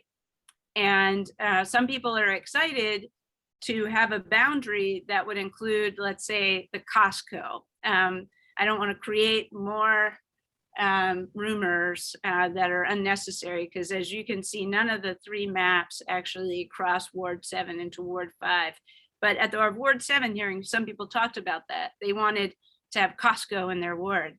And what I said to them is, well, it will change the boundaries and maybe it will change how the demographics look when you are talking about that ward. But if you can't get to the Costco, you know, in your now with the current boundary, you're not going to be able to get to the Costco any easier when the boundary changes. So, you know, it is, you know, it is true. And, you know, a reality, I think there was comment earlier about Ward 3, you know, it is true. Like certain parts of our city, again, to Commissioner Wiggins's point, you know, you guys are in the center. So it's much, and you're bounded by, you know, as I said, I think 5 wards. So therefore you can shift a lot more easily than a ward that's largely like where Ward 3 is, frankly. It's just, you know, it's just a reality. Okay, thanks, Olivia. Any other questions for the council member before we wrap this up? Press *9 if you're on the phone, or use the raise your hand feature. All about redistricting. Be part of the process. Write testimony, call. Thank you, Commissioner. I was going to filibuster by saying, I mean, I really, you know, I hear how frustrating it is for you guys and your neighbors. Because one of the things that builds community is stability, right? It's being able to relationship build, it's being able to sort of have a distinct identity. I mean, I am amazed at the number of people who say to me, like, I cannot, you know, move to that other, or not move. I always say, we're not moving you. But I can't, you know, be in another ward because my whole identity is this ward. You know, I understand that, and I understand how it makes you guys feel like nomadic because you're constantly being shifted around. Here's what I would say is then we need to hear from you, and my colleagues need to hear from you. And it would be helpful if there was, I know this is difficult community organizing, but like sort of one plan which you guys got behind and said, these are what, you know, we have 300 neighbors who think that the boundary should be this. That would be compelling. I know that's hard to do. But I mean, what I will tell you is that we're doing this outreach, and you know, we had a very long legislative session today, but we wanted to talk to you because we know that you are in the zone that is likely to see some changes, or at least, you know, as the 3 map makers showed, all thought about making changes in your area. So we wanted to talk to you. We want to hear from you, and we take your thoughts seriously. In the past, I'll just make a comment. I don't like how redistricting was done in the past. I feel like you really didn't know what was happening. Then all of a sudden there was this plan that the council was voting on. You had little time to react to it, and then it was done. You know, and you know, I know there's some unhappiness with this year, but I guess my thought was to at least give you time to talk to us, give you a chance to react to certain proposals. And we're trying to do this in the most open way possible. Okay, and we appreciate that. We want to thank you for your time and Sam's time. This has been extremely helpful and informative. And can Sam send me the PowerPoint? Are we allowed to put that out there to the public or no? Yeah, sure. Okay. Sam can shoot you an email. Okay, great. And if you guys have any questions, you can feel free to get in touch with us. Oh, we will. Thank you. We appreciate it. Okay, very thank you guys, informative. and thank you for your service to the city, to the commissioners. Very important work at very, very, very low pay. So thank you very much. 0. All right. Take care. We'll talk to you soon. Thank you. All right. So next we have, we're talking about DDOT and New Jersey Avenue and traffic calming. This is an ongoing topic. New bike lanes coming between N and Florida. So Will is supposed to be with us, right, Alex? Yes, I don't see him. If anyone's from DDOT that's here to talk about the New Jersey Avenue traffic calming, do *9 or use raise your hand feature. Anyone here from DDOT? No. All right, so Alex, maybe they'll Okay. zoom on a little later. Well, I don't know that they will. One thing I do want to say is that in terms of process, the Transportation Committee will be reviewing the plans for the New Jersey Avenue bike lanes at our next meeting on November 30th and have recommendations for ANC action on our meeting on December 7th. I have the presentation from the TAC meeting. If commissioners are interested in, I could do like a quick 5-minute overview for commissioners and the public, or we can move on to the next agenda item. I will leave that up to you. I would like to move on because we can put that on, social media and stuff. Because we're not Okay. voting anything. Are we voting on this, Alex, anything? No. No, today this would be more for to raise awareness. Okay. This, as in many traffic safety projects, if DDOT doesn't do the community outreach, they get, pushback that they weren't there. But I guess tonight they aren't, and I think part of that is probably on me. I should have made extra double certain that Will Maybe was they going to can come. come back next month. Don't worry, we'll be okay. So I'd prefer that they're here for specific questions anyway. So Okay. all right. Okay, moving on. Okay, so we next have, we're having this is for Joker for 1011 4th Street. This is a new concept, and Matt Minora, is he here? Matt, are you with? Oh, there's Stuart Rock. There they are. Hooray. Oh, and move over Alex Padro too. Please, Ed.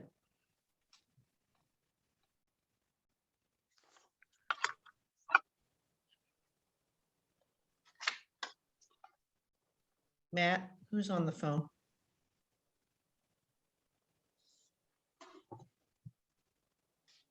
Who's ever on the phone? Do you want to unmute yourself?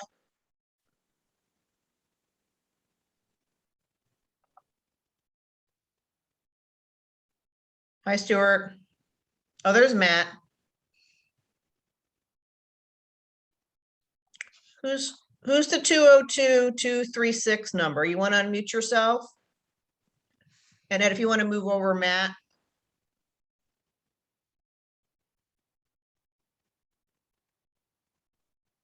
Okay, so let me tee this up while Ed's moving people over. So this is a new concept coming to our area for food delivery and alcohol delivery.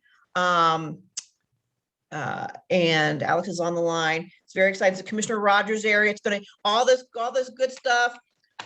Liquor and food will get to you in 15 minutes. So why don't we open up to Stuart? Stuart, why don't you unmute yourself, and Matt can talk about this. Sure.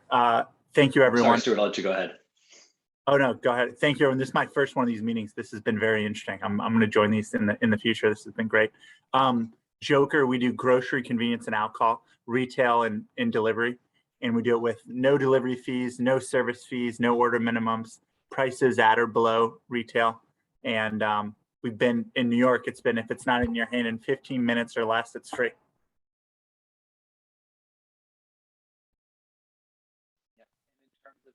ABC license application. It's for a retailer's Class A liquor license, and the hours are 8 a.m. to 12 a.m. daily requested.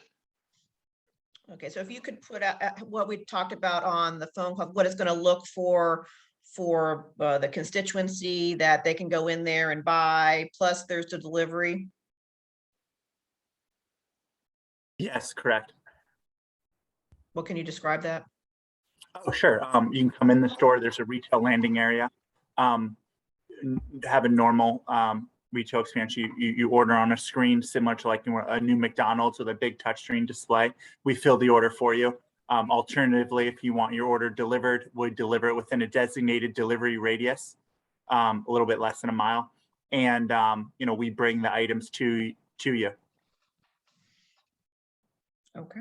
One Kevin, differentiator with us is, we focus on really having local products for the community. We have, 20 or so partnerships with DC makers and CPG companies. Also, really over-index of organic local produce. We have full nutritious grocery, and our customers, really take advantage of that. Okay, Kevin, do you want to unmute yourself, Commissioner Rogers? So I will just say before, and Alex can then do something. I was in New York this past weekend and I saw your competitors. So Okay, cool. I looked for the Joker. I didn't see it. I saw everyone else. You didn't see any Joker? I think are they on the Upper East Side? I was in Midtown. Yeah, we're all over, but we well, actually just did September, all the city bikes had our advertising. Well, that was quite I peeked because it wasn't a retail, but I saw all the shelving inside and how I guess it was cool. Similar. So it was interesting. All right, Alex. Yes, so the ABC Licensing Committee, heard the presentation from the representatives for Joker.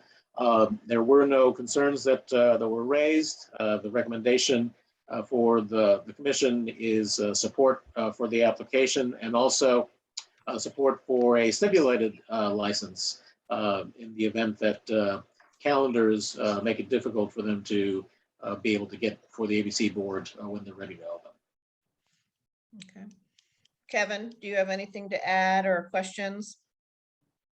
Yes, one of my constituents wanted to know what type of alcohol y'all was selling. Good question, Kevin.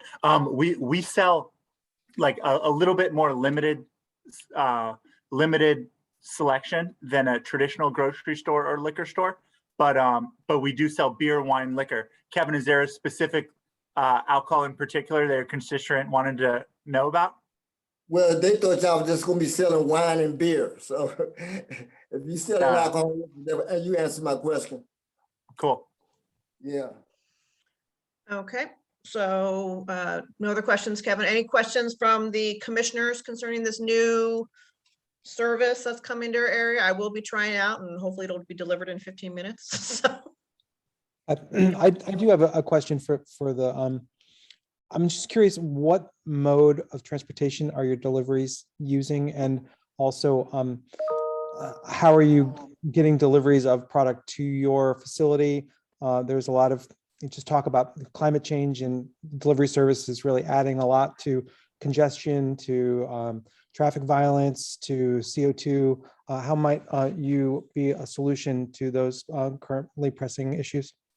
Michael, love the question. So one, we make all our deliveries on silent e-bikes and e-scooters, depending on, if the delivery is, less than 0.1 mile, we may take one of those electric scooters versus an e-bike if it's a little longer.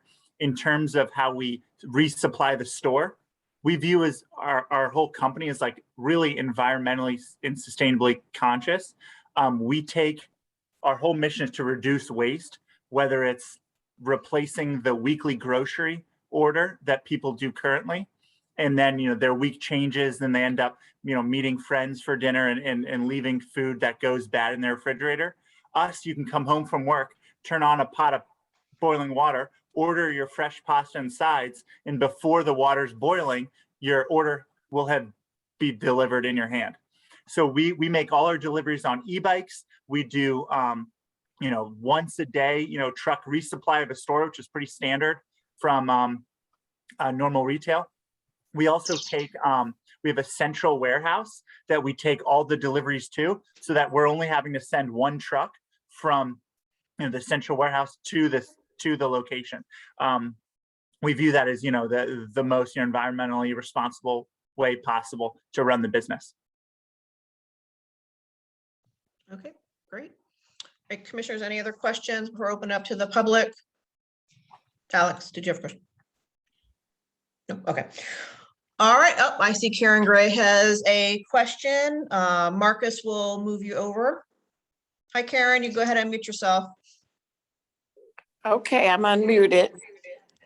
My question is this more of a retail store or delivery? What will be the bulk Because if we're looking at a beer and wine, more a distribution of beer and wine, I'm not kind of concise with this location.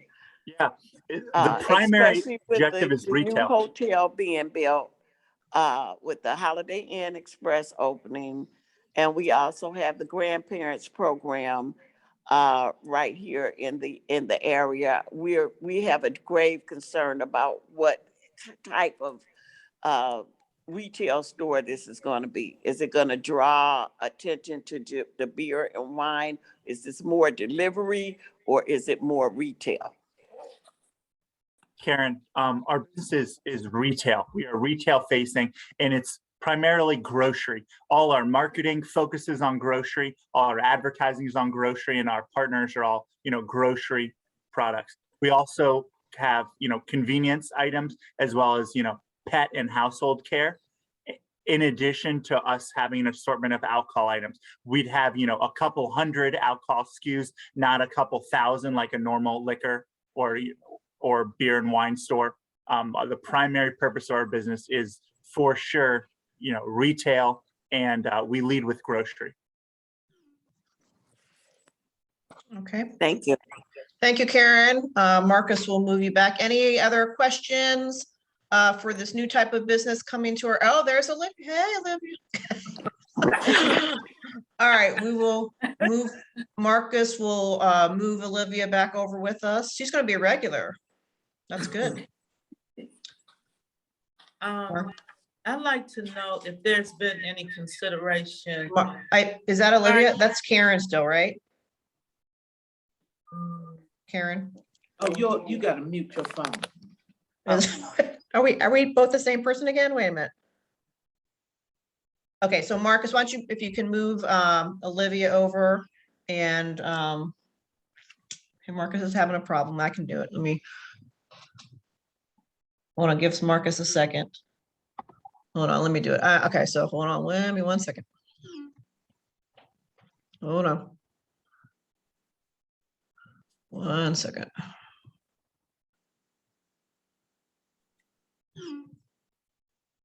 Okay, now we have Olivia. So Olivia, if you want to unmute yourself.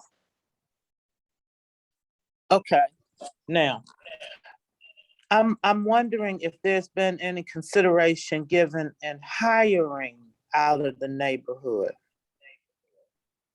Yes, we're working with DC Employment Services. We're actually we're talking to Kenyatta Robinson about that. We aim to hire from DC. Also about our employment. Our employment is not a 1099, use, abuse, and recycle mentality. That is definitely not the case with us. All of our in-store associates and delivery riders are employed. That means they get benefits and really career progression. We aim to, promote from within. So someone hired as a rider one day could become, a store manager, an area manager, or go into operations or marketing from there. We really aim to promote from within, and we've done so in New York and elsewhere around the world. Good, thank you. All right, great. Thanks, Olivia, for talking with us again. And thank you for that answer. That's good to know. Marcus will move you guys back over. So we're ready for a vote. There's also a settlement agreement that I can show real quick here. Hold on 1 second. Boop. Hold on, where'd it go? Hold on 1 second.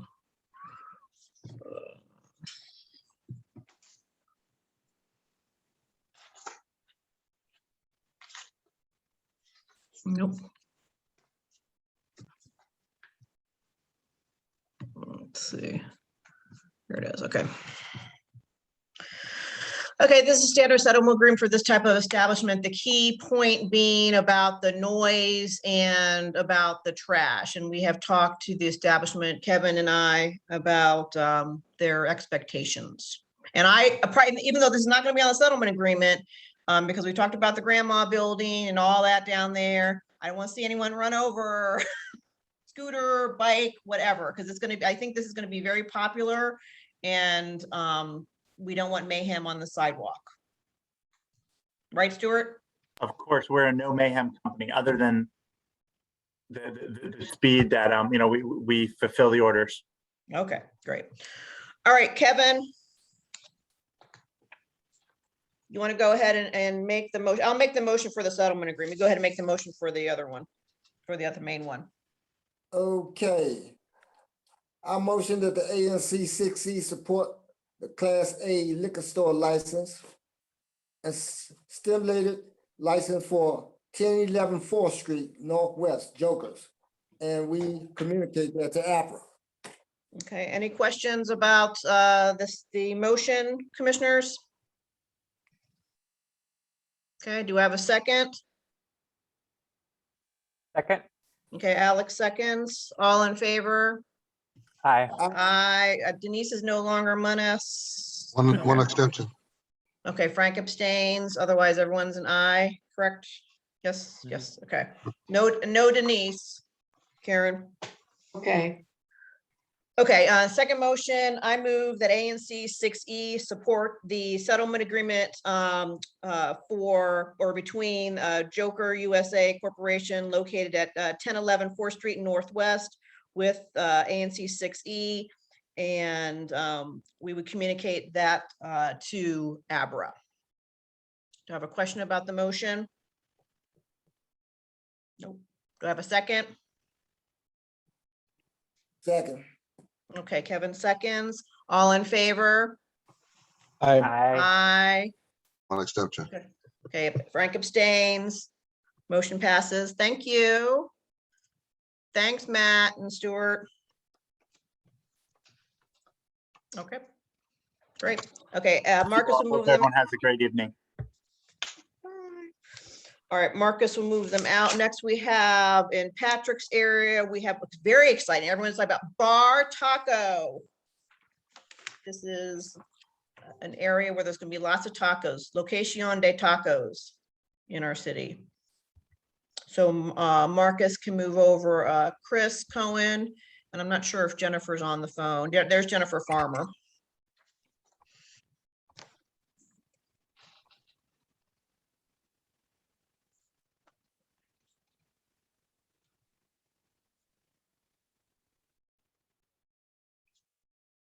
Oh, and Alex too. I'm sorry. Sorry, move over Alex, Chris Cohen, and if Jennifer is speaking, go ahead and raise your little hand or press *9. Oh, there you are. Hello, Jennifer Farmer. Hey, can people hear me? Yes, and go ahead and Okay. move back over Alex Padro. There he is. Okay, thank you, Marcus. All right. So hold on for 1 sec. Patrick, do you want to start? I think we could do the presentation first, then Okay. I could say some Okay, things. great. Chris or If we Jennifer? could also add Levi Martin if possible, because he will be answering any of the questions that we may have from the Okay, community. Marcus will move over Levi Martin.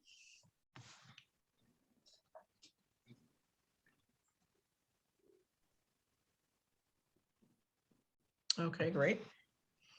All right, we're all here. Thank you so much. Thank you, everybody. I'm Jessica Farmer from Holland and Knight, and with me you will see Levi Martin from Bar Taco and also my colleague Christopher Cohen. We are here on behalf of Bar Taco. They are going to be opening a location at 1025 5th Street Northwest. It is still currently finalizing construction. Be finished in the next week or so. And we have reached out to the ANC about interior dining room hours of 11 a.m. to midnight, and then summer garden. Our original placard was from 11 a.m. till midnight outside. As part of a settlement agreement that we have been negotiating, we will be closing the outdoor area at 11 p.m. As Commissioner Nigro mentioned, it is going to be serving tacos. That is the business, and certainly looking forward to being a good neighbor in the community, and hopefully people will be willing to come there and eat some delicious food very soon.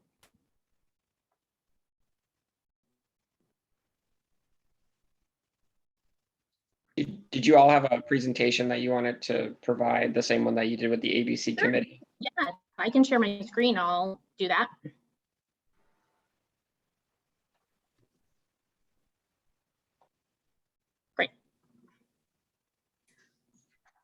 right. Yep. Let me know when you all can see it. Hopefully very soon. Yep. Great. So this is the information just about the address. Next up is a copy of the menu, and we're glad to share that if anybody would like that after the meeting. This is a rendering of the outdoor summer garden space, and this is a privately owned area. It is not on city sidewalk space. It's part of the landlord's property that is being rented for purposes of this restaurant. This is what it would look like with a different view here. Currently, it is still under construction, as those of you who live in the area have likely seen. This is just a view facing outward to get a better sense. There's going to be a fireplace here, and then also walls, and we can kind of get into a little bit more of what that will look like in the questions. And then this is just the full schematic of the restaurant.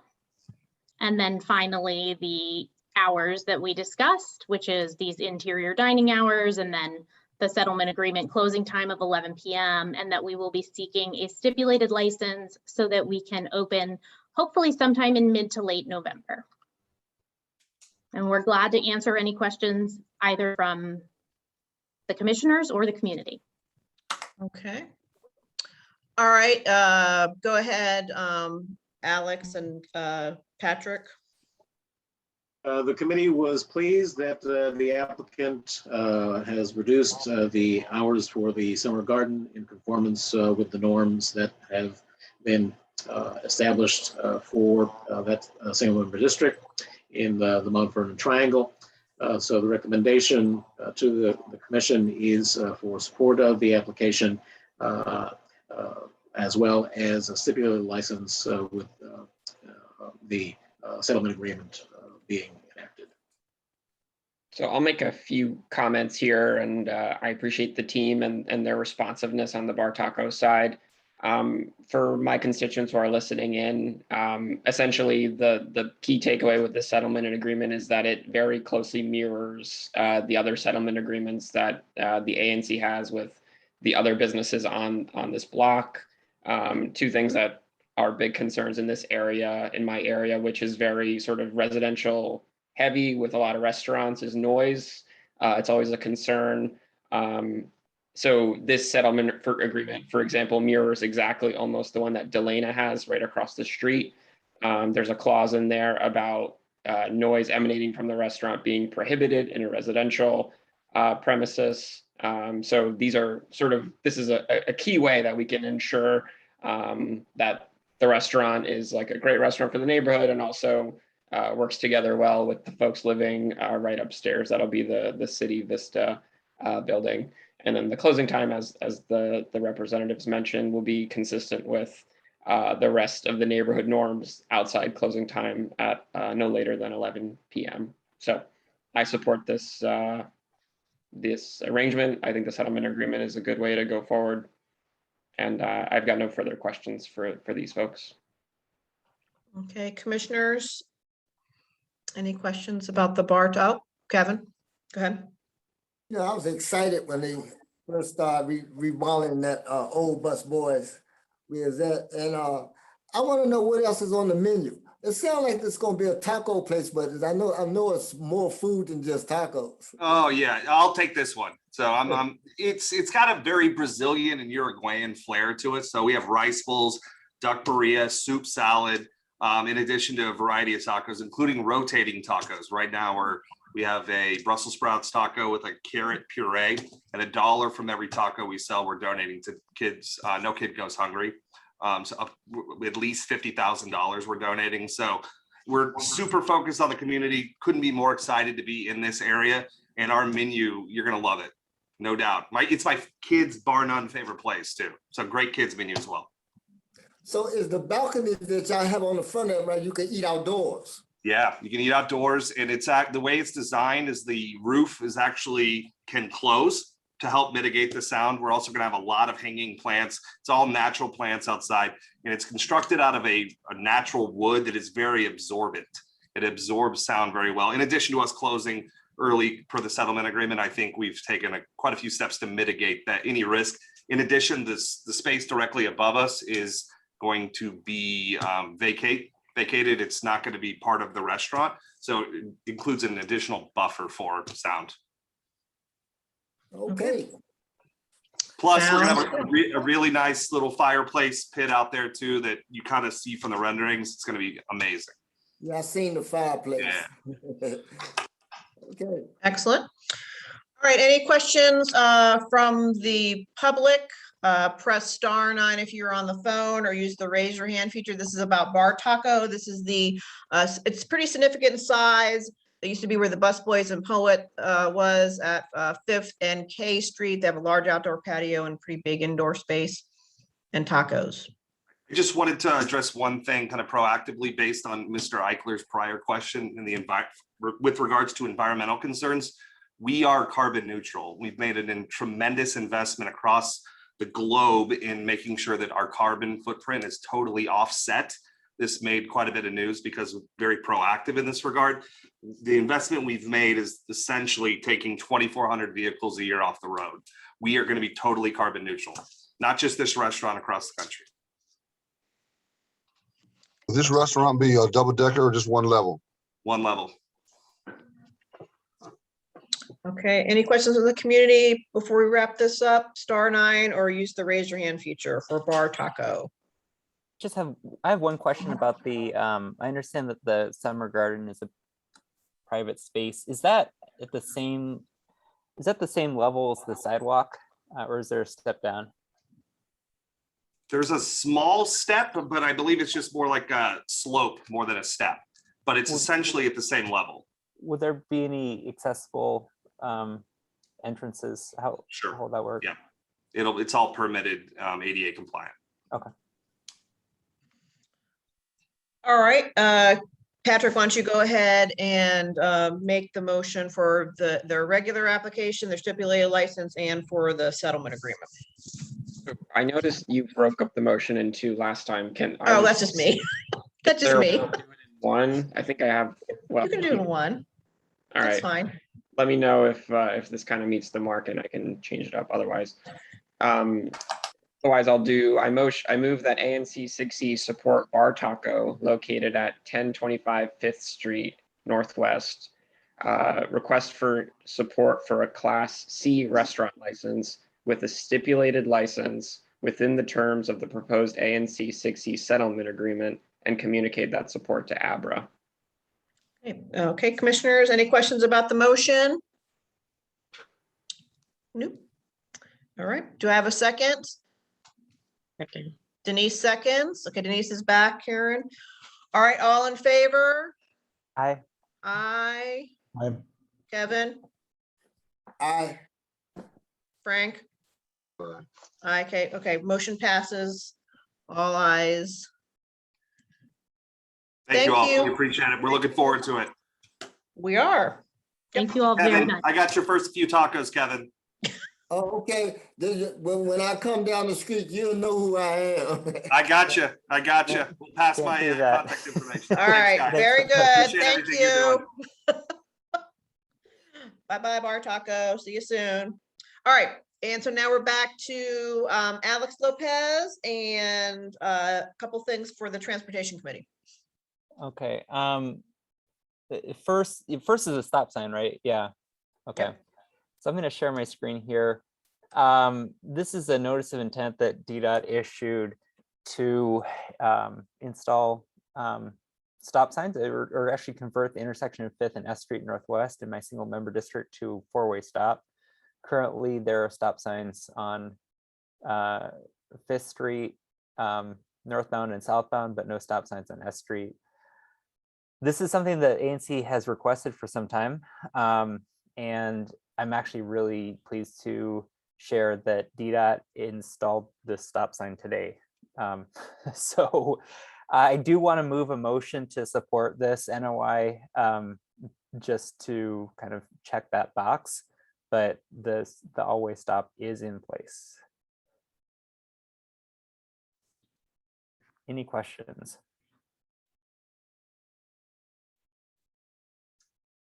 Hearing none, I'm going to go ahead and make the motion that ANC 6E support or the conversion of the intersection of 5th and S Street Northwest to an all-way stop and communicate that to DDOT. Second. All in favor? Oh, go ahead. That was a quick one. Who seconded that motion? I didn't. Michael. Michael did. Okay, thank you. Okay, all in favor? Got the stop sign? Aye. Aye. Kevin? Patrick, where's Patrick? I can't never get my computer to work right. I know, life is hard. I feel you today. Okay, so Patrick is not part of the vote. Karen, I don't know where Patrick went. Oh, okay. Okay, the next item that the TAC talked about last week was we had a discussion about how to improve bus service on 7th Street Northwest. As everyone's, I'm sure, is aware, there was a derailment issue with Metro Rail, which has caused Metro to take all of the 7000 series trains offline.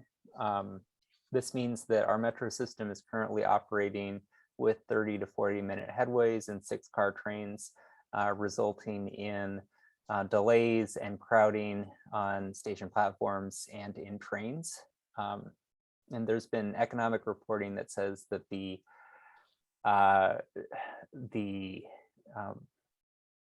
degradation, I guess, of the Metro Rail system has the potential to delay economic recovery as we continue to make our way out of the COVID pandemic. As part of the TAC, we were thinking about ways that we can encourage commuters and other people making trips who would typically take those trips on the green and yellow line, which travels under 7th Street Northwest. And one thing that we thought of is that there is a plan on the books by DDOT to convert 7th Street between Pennsylvania Avenue and Massachusetts Avenue to car-free lanes, which would be accessible to buses and bikes, as well as paratransit.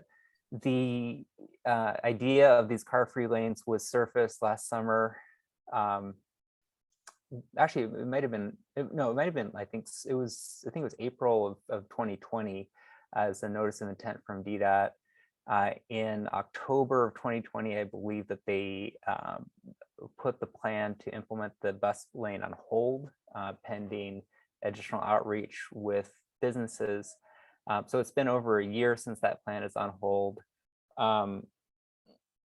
Just wanted to recognize that the existing bus service on 7th Street is a high priority transit corridor for the district, which services at the 70, 74, and 79 bus lines. But those bus lines are, the service level is not super great.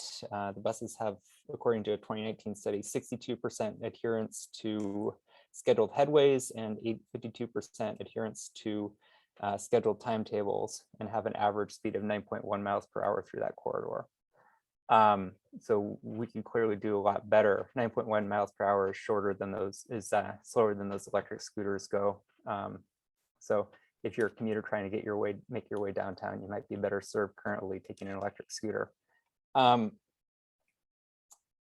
the TAC discussed this, and another thing I wanted to recognize is that 7th Street, being a transit priority corridor as defined by the Move DC plan, DDOT actually has plans to transition 7th Street to create bus lanes on 7th Street for the entirety of that corridor between Pennsylvania Avenue and Florida Avenue. That's in the Move DC 2021 update. So given all of these factors that are happening right now with the Metro Rail service being degraded due to the safety issues that they're having, and the existing bus service already being pretty poor on 7th Street, we made the motion to request that DDOT take back up the 7th Street car-free lanes between Pennsylvania Avenue and Massachusetts Avenue, as well as study and plan designs for bus lanes between traveling through ANC 6E between between Massachusetts Avenue north to Florida Avenue. And that is the gist of the conversation that we had. And we think that bus lanes are coming across the district. Now is as good a time as any, better time than many, to start implementing them and studying them. And so wanted to get the ANC on the record to kind of support these efforts. Okay, commissioners, any questions for Alex before I open up to the community? Wiggins, I don't particularly like this idea. I think that's going to make 7th Street much more congested than it already is. I drive through 7th Street / Georgia Avenue almost daily. Even the red bus only line that they have near Howard University, I've seen city signs put up saying you can now drive in those lanes after 10. But my concern is that on that 7th Street corridor that you mentioned, there are several apartment buildings on both sides of the street. One is near Giant, we call it Terrace, Washington Apartments, Gibson Plaza, 1330. There's a lot of residences that live between that Florida Avenue and Penn, Mass. It's a lot of people that park on both sides of the street. So I think with a bus only lane, I don't know if I'm fighting a losing battle, but that's going to take away a parking lane on that corridor, correct? It's going to be a bus only. The bus only lane would need to be studied and designed, and so I'm not venturing to say what DDOT would recommend for that bus only lane. But I do know that residents in my single member district who live on 7th Street or near 7th Street do take the bus. We have a lot, yeah. Yeah, we have a lot of people that catch a bus on 7th Street in general. I'm just concerned about, I know the traffic that I drive through on a daily basis because of the bus only line near Howard. And it backs the traffic up several blocks. And if you're going to continue that same congestion down, I don't know if it's going to make the streets better. I think it's going to make it worse because you have so many people living on those blocks and parking their cars on the street. Those cars have nowhere to go if you take away a bus lane, if you put in a bus lane. I just see more congestion. I'm not saying I'm against the city working in a more efficient way, but I see a lot of congestion. If we're talking about adding those red line bus only tracks down all the way down from Howard University up to Penn. And I live in that neighborhood, so I'm in it every day. So I see the kind of congestion that we're talking about. Okay. All right, so I'm going to bring over, we have a special guest from our neighboring commission. Marcus, if you can bring over Commissioner Schenkel, please. He is of the area that Alex is referencing for the area would be Pennsylvania to Massachusetts about this. So there we go. Commissioner Schenkel, welcome to our meeting. Hey there. Thank you so very much for having me. I've enjoyed being on your meeting and hearing your agenda, and really appreciate the opportunity to come and talk with you tonight. So if you could be just brief about what the sentiment is, because that is not our area, below Massachusetts Avenue. So what is, because I remember, because I was mentioning to Alex during his transportation bill meeting, I couldn't quite remember if you guys were against it or so I called Michael and I said, what is happening? Right. So I appreciate the opportunity to come. When this notice of intent came out, we quickly learned that this was not vetted by community appropriately by DDOT. It was a plan they put into place, as the commissioner indicated, to make the area from Pennsylvania to Massachusetts a car-free only zone, and allow buses and ADA vehicles as well as delivery trucks to enter that area. 90% of the businesses and residents in that area opposed this plan. We are on that section that they proposed to make a car-free zone, is a very popular business place in DC with numerous restaurants, valet parking options. Business owners complained that there was no provision for delivery service, either delivering to apartment buildings in that area, or for Uber pickup or other delivery service from businesses out of the area. In discussions with DDOT, they provided no solutions for how residents, we have 2 residential buildings, actually 3 residential buildings that access 7th Street with garages, on how they were going to allow access to those residents for garage access. Indiana Avenue, which is right just slightly up from Pennsylvania, there was no provision for access to Pennsylvania Avenue in the plan that they provided. In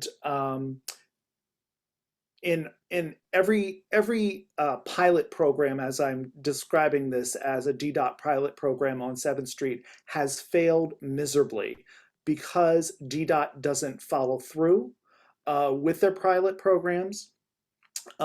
They, when asked about how much of a savings this would have on buses, because we were very concerned about bus traffic as well, they could not provide us with a time savings as far as buses going through that area. And in fact, one of them said that it may only add 15 seconds to the buses as a benefit through that area. And they provided no metrics when they were going to implement this plan about what would be considered successful in their project. And again, there was lots and lots of discussion. We actually had several community meetings in which we discussed this. Residents and businesses disliked it. The downtown bed also opposed it in that process. While we are very concerned about bus transportation, in 2019, DDOT removed what was a bus lane on 7th Street in order to put turn lanes in and curb bump outs, which they have now abandoned on that street. They put flower pots where the curb bump outs were, and now the flower pots are all over the neighborhood, several blocks away from that area. So I would highly encourage the commissioners to vote no on this car-free zone through this area. It makes no sense. The community does not support it. And DDOT has not yet engaged any community members on any revision of any kind of plan moving forward. It's a totally an abandoned project, and it should stay that way at this point. So thank you all. I appreciate you allowing me Hang to tight, make don't comments. leave, Michael. You can stay Yeah, on sure, our sure. side. Yeah. So we have Alex Padro, who has a comment. Marcus, you're going to. Can I ask a question? Oh yeah, sure. Go ahead, Commissioner? Alex. Sure. Alex Lopez. I appreciate you sharing your experience with this NOI. I think it's really helpful actually to hear that DDOT has not followed up in the year plus since they put this project on the shelf, which is one of the reasons why I think it may be appropriate now to request that they pursue some of the make good. I think they said, quote, implementation of the 7th Street Northwest car-free lanes. So they would continue to work collaboratively with stakeholders along the corridor to refine the concept. So it sounds like they have not done that. What would you think about like requesting DDOT to re-engage stakeholders? I was on a number of those calls. I know that they weren't 100% against the car-free lanes. I think that there may have been a difference between residents and businesses because those calls were mainly residents, but it's been over a year. Should DDOT start to re-engage on this project? I don't think this is a good idea at all in this business area. It's a highly popular business area on 7th Street. If we want to be realistic about improving bus transportation through this area, then move the bus lane, move the bus from 7th Street, which is one of the only streets that allows anybody from Penn Quarter to go to Southeast directly without a freeway to access. So it is a highly trafficked area. It's also an emergency exit of the area. It's just I just oppose the idea of making this street a car-free only zone. And what my concern is that if this is re-engaged, it cannot never be re-engaged as a car-free zone. There would need to be some other provisions that would have to be put into place a lot more than just reinstating this project, because as they did the last two projects, they did not engage the community. They did not engage the business community nor the residents in those areas. And to be honest with you, I frankly don't trust them to do a good job at it. We are currently in the process of looking at 9th Street for a dedicated bus lane on 9th Street that would run up 9th Street on both sides of the street, which is another alternative to that. 9th Street does not have the businesses nor the traffic. It has a lot of traffic south in that area, but it doesn't have a lot of the foot traffic that you would see on 7th Street. Okay, Commissioner Schenkel, let me get Marcus, why don't you go ahead and move over Alex Padro so he can say something. Stay with us. Sure, please. Commissioner. So 9th Street is getting a protected bike lane. Wait. Yeah, oh, So sorry, let's- protected bike lane. I'm sorry. Yeah. Sorry. My bad. Alex, Michael, let's get Alex Padro. Okay, Alex, go. Alex Padro. Yep. Can you hear me? Yep. Yeah.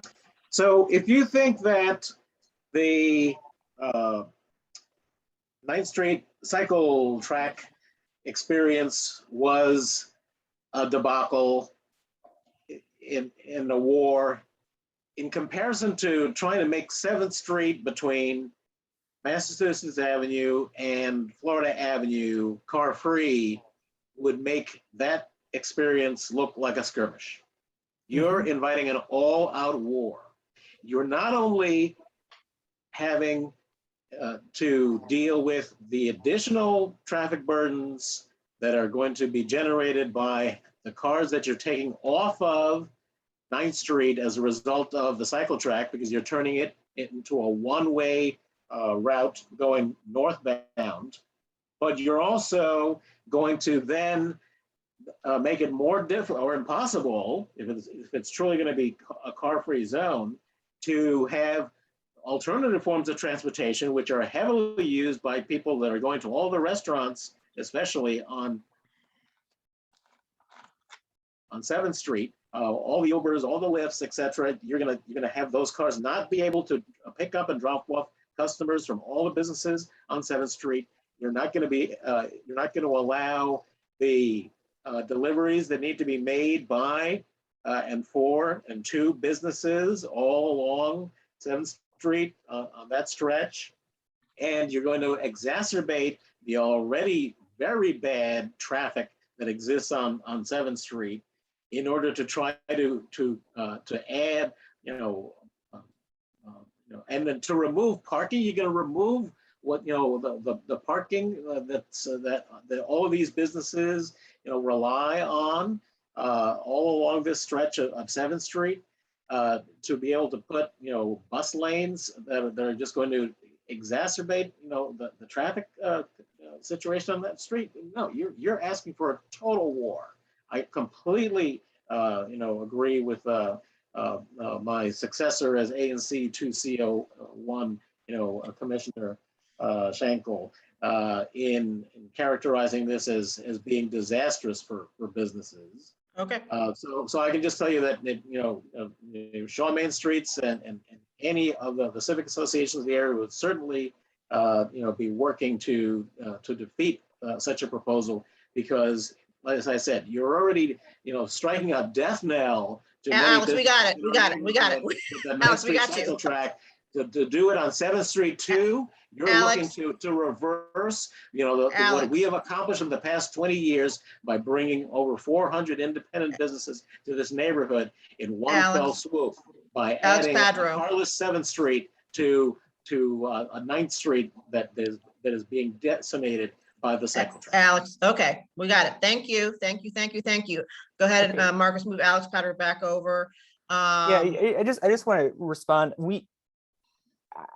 I'm not proposing any particular design for this resolution for either stretch of 7th Street, including the stretch that goes through Shaw. All I'm saying is that for the Shaw section and Mount Vernon section, that DDOT should study and create a design. And I find it very unfortunate that Alex Padro is coming out against a project that can potentially help transit riders when it's just kind of a concept, and when we don't even have a design to really focus on. A lot of the things that he was saying about loss of parking at this stage really are straw men. And so all I'm asking through this resolution is that it be studied. Okay. So, before we move on, let me just get any other people from the community, *9, or use the raise your hand feature. I would like to make. Wait, any other from the community before we go back to the commissioners, because the commissioners are all engaged in this. Okay, no more community members. Okay, Frank, you started first. Go. Yes, I would have to agree with Alex, because oftentimes, I can speak from my own personal experience. Oftentimes, I want to stop at Potbelly's on 7th, but I can't. Alex Padro or Alex Lopez? Padro. Okay. There are times when I want to stop in Potbelly's, grab a lunch, get a salad, and go my way. And sometimes I can't because there's no parking because of the double bus lanes. So that's money that the neighborhood is losing because there's nowhere for us car drivers to park. Okay. So I agree with Alex in this. Alex Padro. There's Frank's. Okay, Michael Eichler. Yeah, I would just ask anyone who's listening to consider the fact that we're on the edge of a climate crisis, and the only way we can get out of it and avoid it is to reduce our dependency on single occupant vehicles. And the only way to do that is to ensure that alternatives are accessible and that they're faster than driving alone. And the only way to make driving alone less appealing than riding the bus is the bus has to go faster than the cars. So that means that, yes, we have to take a lane away from cars. And if there's a line of cars up 7th Street, all those people tomorrow will be like, maybe I should be on that bus. It looks like it's faster. And so you end up with a virtuous cycle of more and more people taking transit, biking, if there's options that are safe and convenient and reliable. So Frank, I mean, one day I'm going to get you on the bus and we're going to ride up and down 7th Street, and you're going to see how many options you can buy Frank a sandwich. You can pop off the bus and go to Popeyes and get your lunch, because you don't have to park when you're on the bus, right? There's a lot of reasons why we should be supporting transit along our corridors. And given this crisis that's currently going on with 60% of the Metro Rail cars being sidelined due to whatever is going on at WMATA, this is an opportunity for us to provide better service to our essential workers who are still riding the bus to get to work every day, and they're waiting 30, versus waiting 30 minutes for a train. So I think this is just an opportunity to think more broadly about the solutions that we have at our hands. All right, so I just want to make one. Would it make more sense to give us clean buses, because those cars are going to be idling more, which is against your argument. If more cars are idling, trying to get down 7th Street, they're going to be burning more fuels, which is going to hurt the environment. And, That's my and, thought. and clean Okay. buses sitting in traffic is a waste of money. All right, Right, then why we would got we- the point, gang. Okay, so I just want to say one thing, Alex. This seems to be a little bit, we have two parts to this, right? Mhm. And I certainly appreciate both parts, but I just want to make the point with Commissioner Schenkel here is that, I'm a big believer, what do your constituents want? And as he pointed out, no one wants it down there. That is not our area. I don't think that's true. Am I right, Commissioner He said Schenkel? 90% of businesses And residents. according to the bid. No, what did you say, Michael? 90% of folks downtown did not want this to happen. That's it. That's Businesses, according to the minutes of people. your meeting, The it's boards businesses. of Lafayette, the apartment building, 777 Gallery Place, the Penn Quarter Neighborhood Association, the bid, numerous businesses all oppose this. So I think that's the point, is that the people who live there, we don't live there. I don't represent people down there. I bus certainly, lines, well, wait a minute. I it get does it. affect our Matt, bus just lines, hold on a though, second. yeah. I get that part. It doesn't, I'm not deaf to that part. But the fact is their voice should be the strong, they are down there, right? And so I think there's two parts to this. Why can't we separate this? Because your second part was to study the area north of Massachusetts, right? Was that the Yes. second part? I mean, why not separate? Because I'm certainly would be for the study. I'm not what Michael pointed out, and that's why I invited him, because I wasn't sure what was going to remember from literally a year ago, right, Michael? Yeah. And if the people September. who are there, including residents, aren't for it, I don't feel comfortable saying hooray, and they would still be against it anyway. Well, okay. I am going to separate them out. I'm going to separate them into two resolutions. Yeah, or two, that makes sense. I'm going to move the one for our area first, and we'll see how that goes. Does anybody else have anything they want to say on this before I go ahead and make the motion? So this is to explain, this is for just a study, nothing has happened, a study of. Study and design, because we need to have something to react to, right? Yep. So this is my first resolution. And I'll split I circulated the text of this resolution. I'll split it out depending on how this vote goes. But the first is, I move that ANC 6E requests that DDOT study and propose a design for bus lanes and other infrastructure that will improve transit service on 7th Street Northwest between Massachusetts Avenue Northwest and Florida Avenue Northwest. Okay, any questions about the motion? Commissioner Eichler? I was just going to second it. Okay, so Commissioner Eichler seconds. All in favor of this? This is the study part. Aye from Rochelle, aye from Kevin, Alex, Denise says aye, Frank? Hey. Nay, so one nay from Frank. Patrick is not here. Okay, and then I'm going to move on to Motion passes. Sorry. the other piece. I motion that ANC 6E urge. Sorry, I'm gonna actually rephrase this a little bit. I motion that ANC 6E urge DDOT to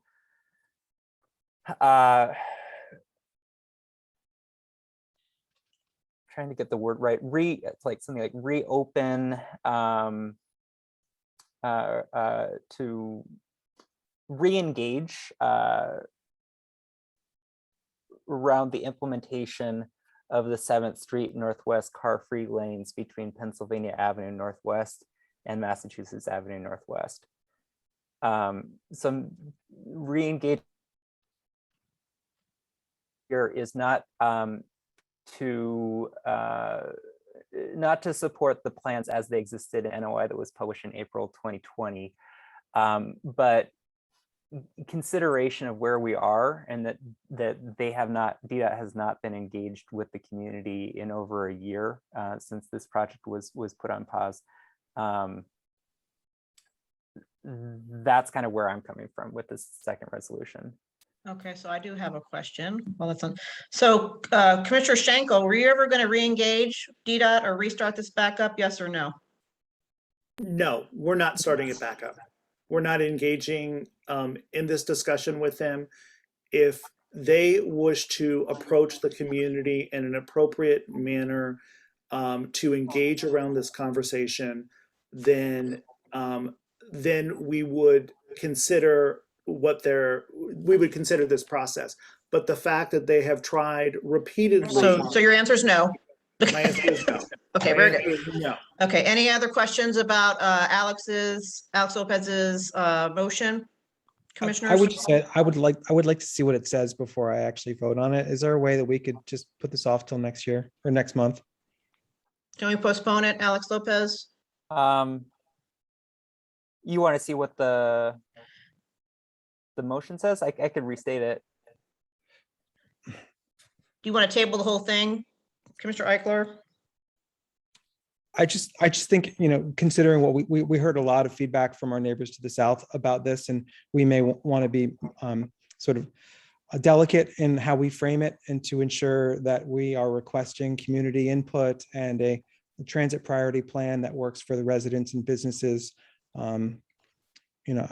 I mean, I may have just written it myself with my mouth, but I think the general idea being there's an opportunity to frame this in a way that Michael Schenkel and the rest of 2C would embrace instead of push back against. So maybe we just need to pause this, because I don't know that we're going to have a resolution to the, and honestly, we wouldn't even, I don't know that we would have a resolution to the availability of the 7,000 series cars between now and next month anyway. So okay, Alex, it's up to you. So yeah, I will. I'll accept that. Let's table the second motion. Okay. So I did not have a second for the motion anyway. Oh, so, okay. I retract the motion. Okay. All right. Thank you. That was very interesting. We learned a lot. Okay. All right, Commissioner Shanks, so you'll be hearing more from us probably. Yes, I'm happy to talk with all of you about it.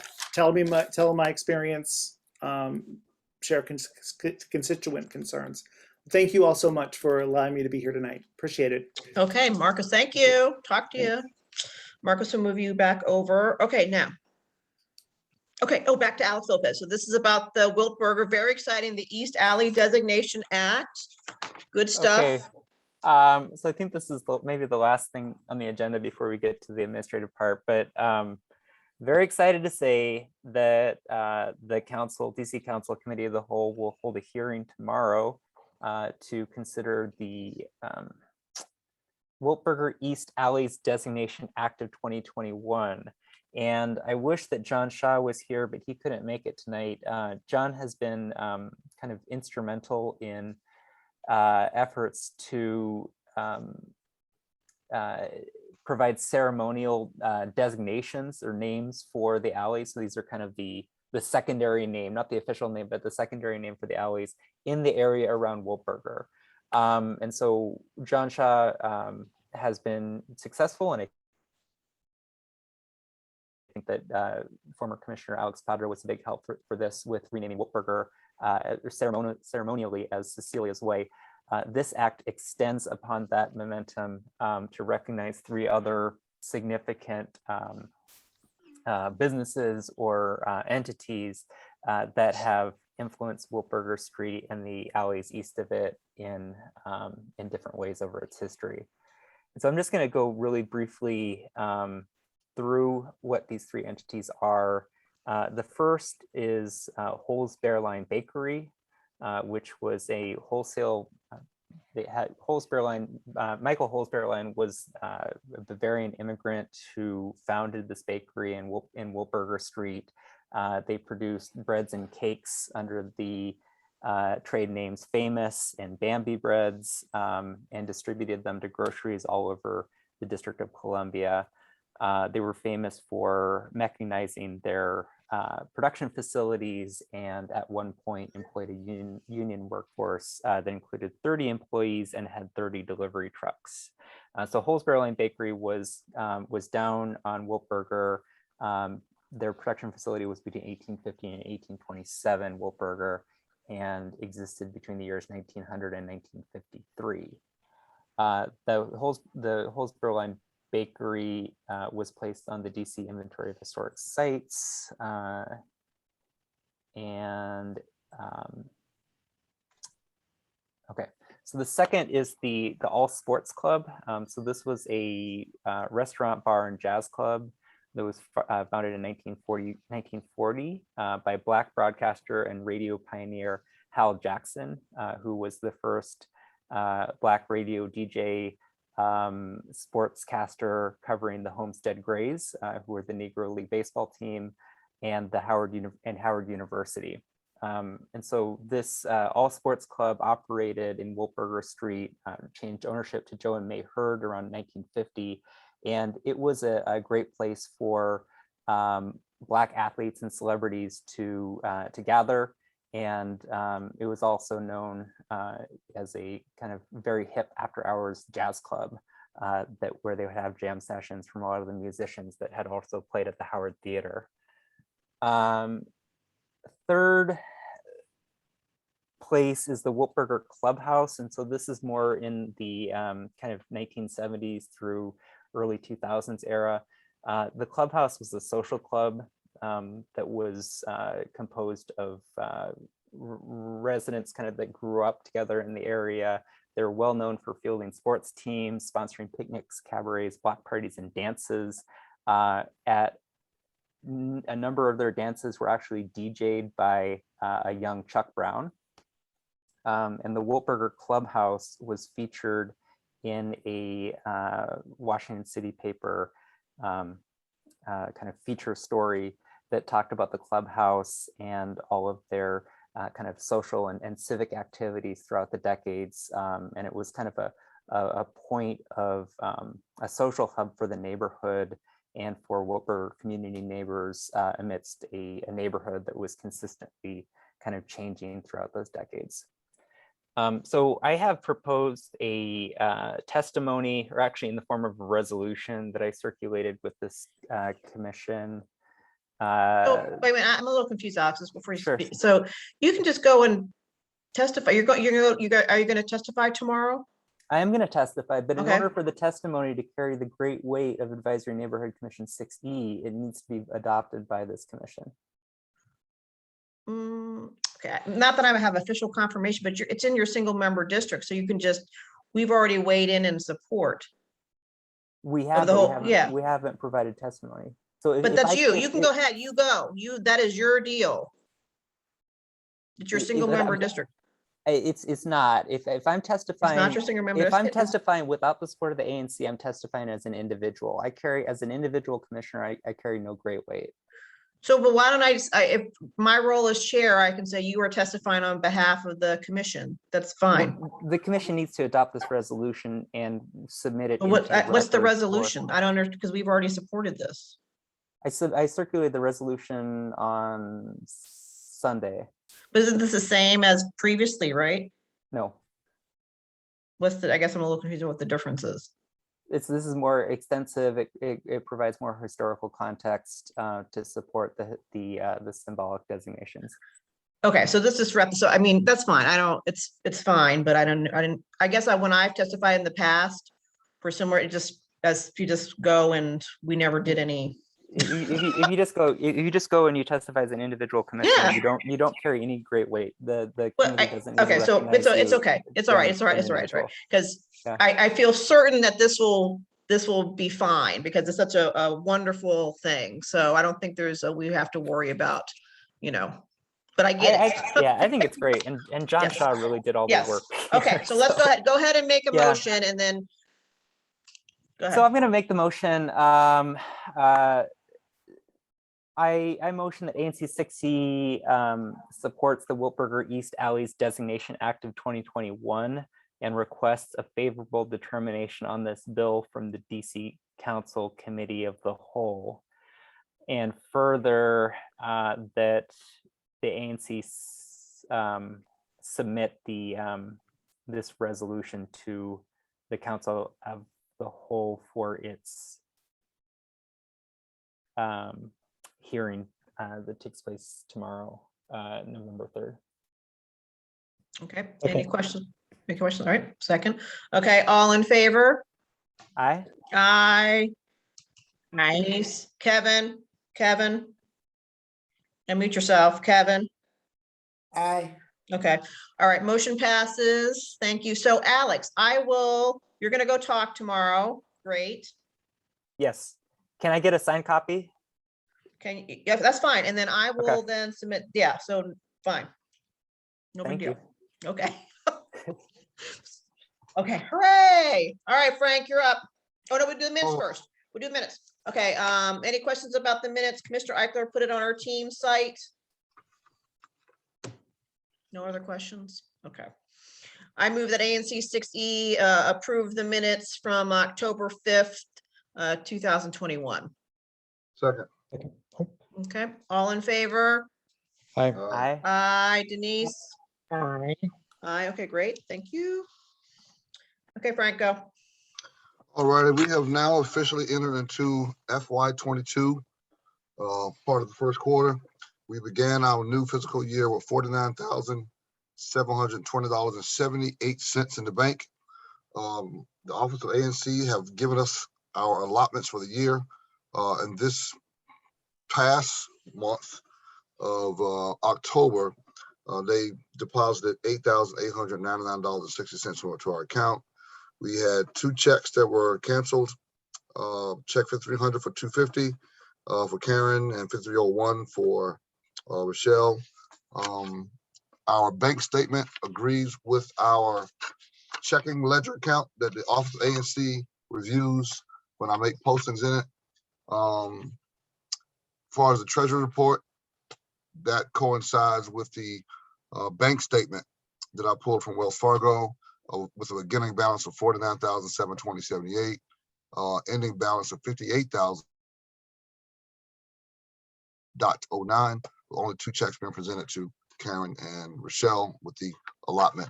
I've also sent all this to you. So I move the ANC support the treasury report that was sent to you via email earlier today and given tonight, provided I get a second.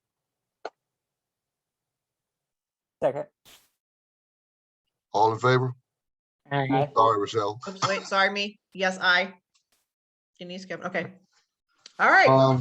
My second motion, we have 2 bills to pay. I move the ANC 60 support the payment to Karen Yaley for $250 for this month's meeting and web management. Provided I can get a second. Second. Michael All in favor? seconds. All in favor? Aye. Aye. I move the Okay. ANC 60 support the payment to Rochelle Nigro of $164.29 for the reimbursement of the Zoom meetings for this month. Provided I can get a second. Second. All in favor? Aye. Aye. Rochelle, can we also vote on the budget? Wait, you forgot my FedEx money. Oh, did I miss? Don't forget my copy, buddy. I sent it to you. Okay, hold on. Okay. Hold on. I thought I had all this together. Let me. I think I emailed it to you, didn't I? Let me Look under Rochelle. I think I emailed it from my yeah, personal I'm account. looking for, I see the payment process for Zoom. Let's see, draft, signature pages. No, I don't see Wait a it. minute, hold on. Hold on. It was from October 28th. Look under Rochelle.nigro. I see one for the 26th, Hold on. but that's hold on. that's a I'm gonna Zoom. hold on. I'm gonna Please forward send it it to to you me. right now. Please do. Well, while we're doing that, we need to vote on the budget for FY22 so I can update our spreadsheets since we're officially inside that period. Now, if you look at the email that I sent earlier today, we were budgeted for, let's see.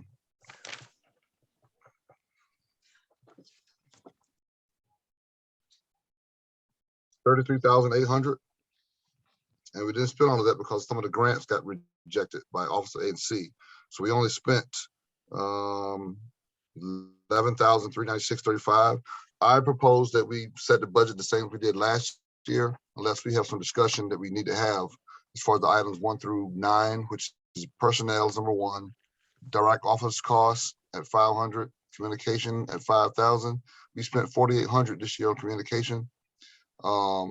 office supplies, equipment, printing. We spent zero. So, hey, even though we Frank, budgeted for- can I'm we sorry? postpone this till, do we have to have it by this month, or can we postpone it to next month? Because to be honest, we haven't like rethought about it, so. Okay, all right. Do we, or no, does Dawn have a deadline for us? I think it's supposed to be, I think I'm supposed to be putting it in this month or the beginning of November. And we're at November 2nd now, so December's is the end of the first quarter. I think isn't it within 45 days? That's the financial report. I don't know about the budget. Well, we can always change it, so it's not like we Yeah. can't change it, so Yeah, why well, don't I we? propose we just keep it the same. And that then was if my- we need to change it, we can go ahead and motion it. Why Yeah. don't we, because then we can Can I- review it, because, Can I share this just so that folks can see? Yeah, yep. so you can see we only spent a third of what we were budgeted for. And most of that because of the budget, the grants were not given out.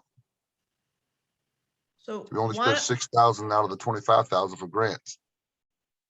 so why don't we, just for time's sake, because I have not thought about this, I don't know if anyone else has, to keep it the same, and then if we can, if anyone wants to reframe it in December, let's just go ahead and do that. Okay, agreed. That was my intent. When we make the motion, Yes, please, and then we I can move the think about it. ANC Okay. Yeah, Sorry? I want to revisit this next month, but I'm Okay. happy to vote on it. No, absolutely, that's what I said, let's revisit next month, for sure. I move the ANC 6E adopt the same budget as we have for FY21 for FY22. Provided I can get a second. Frank, can I ask a question? Didn't you say that there was some escalation due to inflation or something? Communication, that might go up. If the Zoom meetings go up, then we need to budget more for communication. If you want to make it 6,000, I have no problem with that. 'Cause I'm- Just want to make sure that what we're looking at is the same as Yeah, what we saw. this is exact Okay. budget we have for FY21, the exact same numbers. Okay. So since we only spent a third of what we budgeted for last year, my thought process was just go ahead and vote on the same budget for FY22. And if we do need to make an adjustment, we can come back to it in December. Let's revisit, yes, let's revisit in December. Yeah, Okay. I'd like to perhaps put some funds. I don't Okay. know what would legal come out of that would So just in let's, case. Alex, let's just for time's sake, we're gonna talk about this in December, okay? So, did someone have a second? I'll second it. Okay, Michael seconds, all in favor? Aye. Aye. Denise, okay, motion passes, thank you. And I might just propose, maybe we could have a work session between now and. our Yes, we December can have a meeting where work we all- session, app, Anyone who yes. cares about the budget can chime in, and then we can talk about how we may We want to can spend have- our money. Maybe we can have dinner at the same time. Yeah. Oh, Only if we feed everyone. So Okay, we have one more receipt to vote on for Rochelle. Oh, you find it, Frank? Good, Yeah, yep. I got Hang it on, up here. Karen has a question. Oh, Frank, can you forward me the email you sent on the treasurer's report? I sure can. Be delighted to do so. As soon And as I get done with this next vote, I will and the send it to you. budget, but I'm a little confused. Did you all just vote on the budget? To have it Or the was same, that to Karen. table? Was that to table the budget? So we voted to keep the same budget that we currently have, and then we're gonna revisit it in December. Oh, okay, revisit and, okay, all right, thank I'm you. ready for my vote. I move the ANC 6C support the payment of $28.83 to Rochelle Nigro for, what is this for? Oh, for Agendas. copies of the memos of the agendas going out. Second. Provided I can Michael second. seconds. Okay, all in favor? Aye. Okay, Aye. great, motion passes, okay. Any, are we done, Now, Frank? Frank, I do think we, we're do we done. do we need to modify the treasurer's report to include that expense? About which expense? The copies. No, I don't think so. You looking at the one I sent out today? Yeah, it doesn't include the expense for the copies. That's because we're in a new budget. We're in a new fiscal year now. If I'm understanding your question. The ANC 6E monthly treasurer's report that we just voted on? That, For this is, October. we're now in fiscal year 22 though. But October is fiscal year 22. Right, right. And the budget that we were looking at was from FY 21. We voted to repeat those same numbers for FY 22. I'm sorry. What I mean is that the first administrative thing that we voted on was the ANC 60 October Treasurer's Report, and that Treasurer's Report only had expenses for Karen Yaley and the Zoom meetings. I think that we need to vote again to adopt an amended Treasurer's Report that includes the expense for Commissioner Negro's copies. That will be for November's treasury report. That'll be in November. Right. You'll see that because the checks haven't been written yet. So they'll be a part of November's, December for November. What we voted on tonight was for, we're on November minute, but it was for the October transactions that took place. So you're a little ahead of yourself. Those Thanks for checks that, that we yeah. just had up on the screen were actually the date of the signature, not the date that we voted on it, right? We good? Okay. All right, anyone have any announcements? Yeah, I have want to revisit the minutes from June 6, 2021. There was a discrepancy in those minutes regarding reimbursement for Karen Yaley's services during the May 18th special meeting. So the actual cost of the reimbursement was $125, but the minutes reflect $150. So I moved to retroactively correct the minutes for the June 6, 2021 meeting to change the reimbursement expense for Karen Yaley from $150 to $125. I'll second. Okay, all in favor? Aye. Aye. Kevin? Aye. Okay. And then one final thing is that there, Commissioner Eichler, there was a 2 cents difference between, you were underpaid by 2 cents for copies. And so I just wanted, if you're okay to waive that, I think that we're, if you're okay to waive that, I think that we're totally square for our Q4 expenses.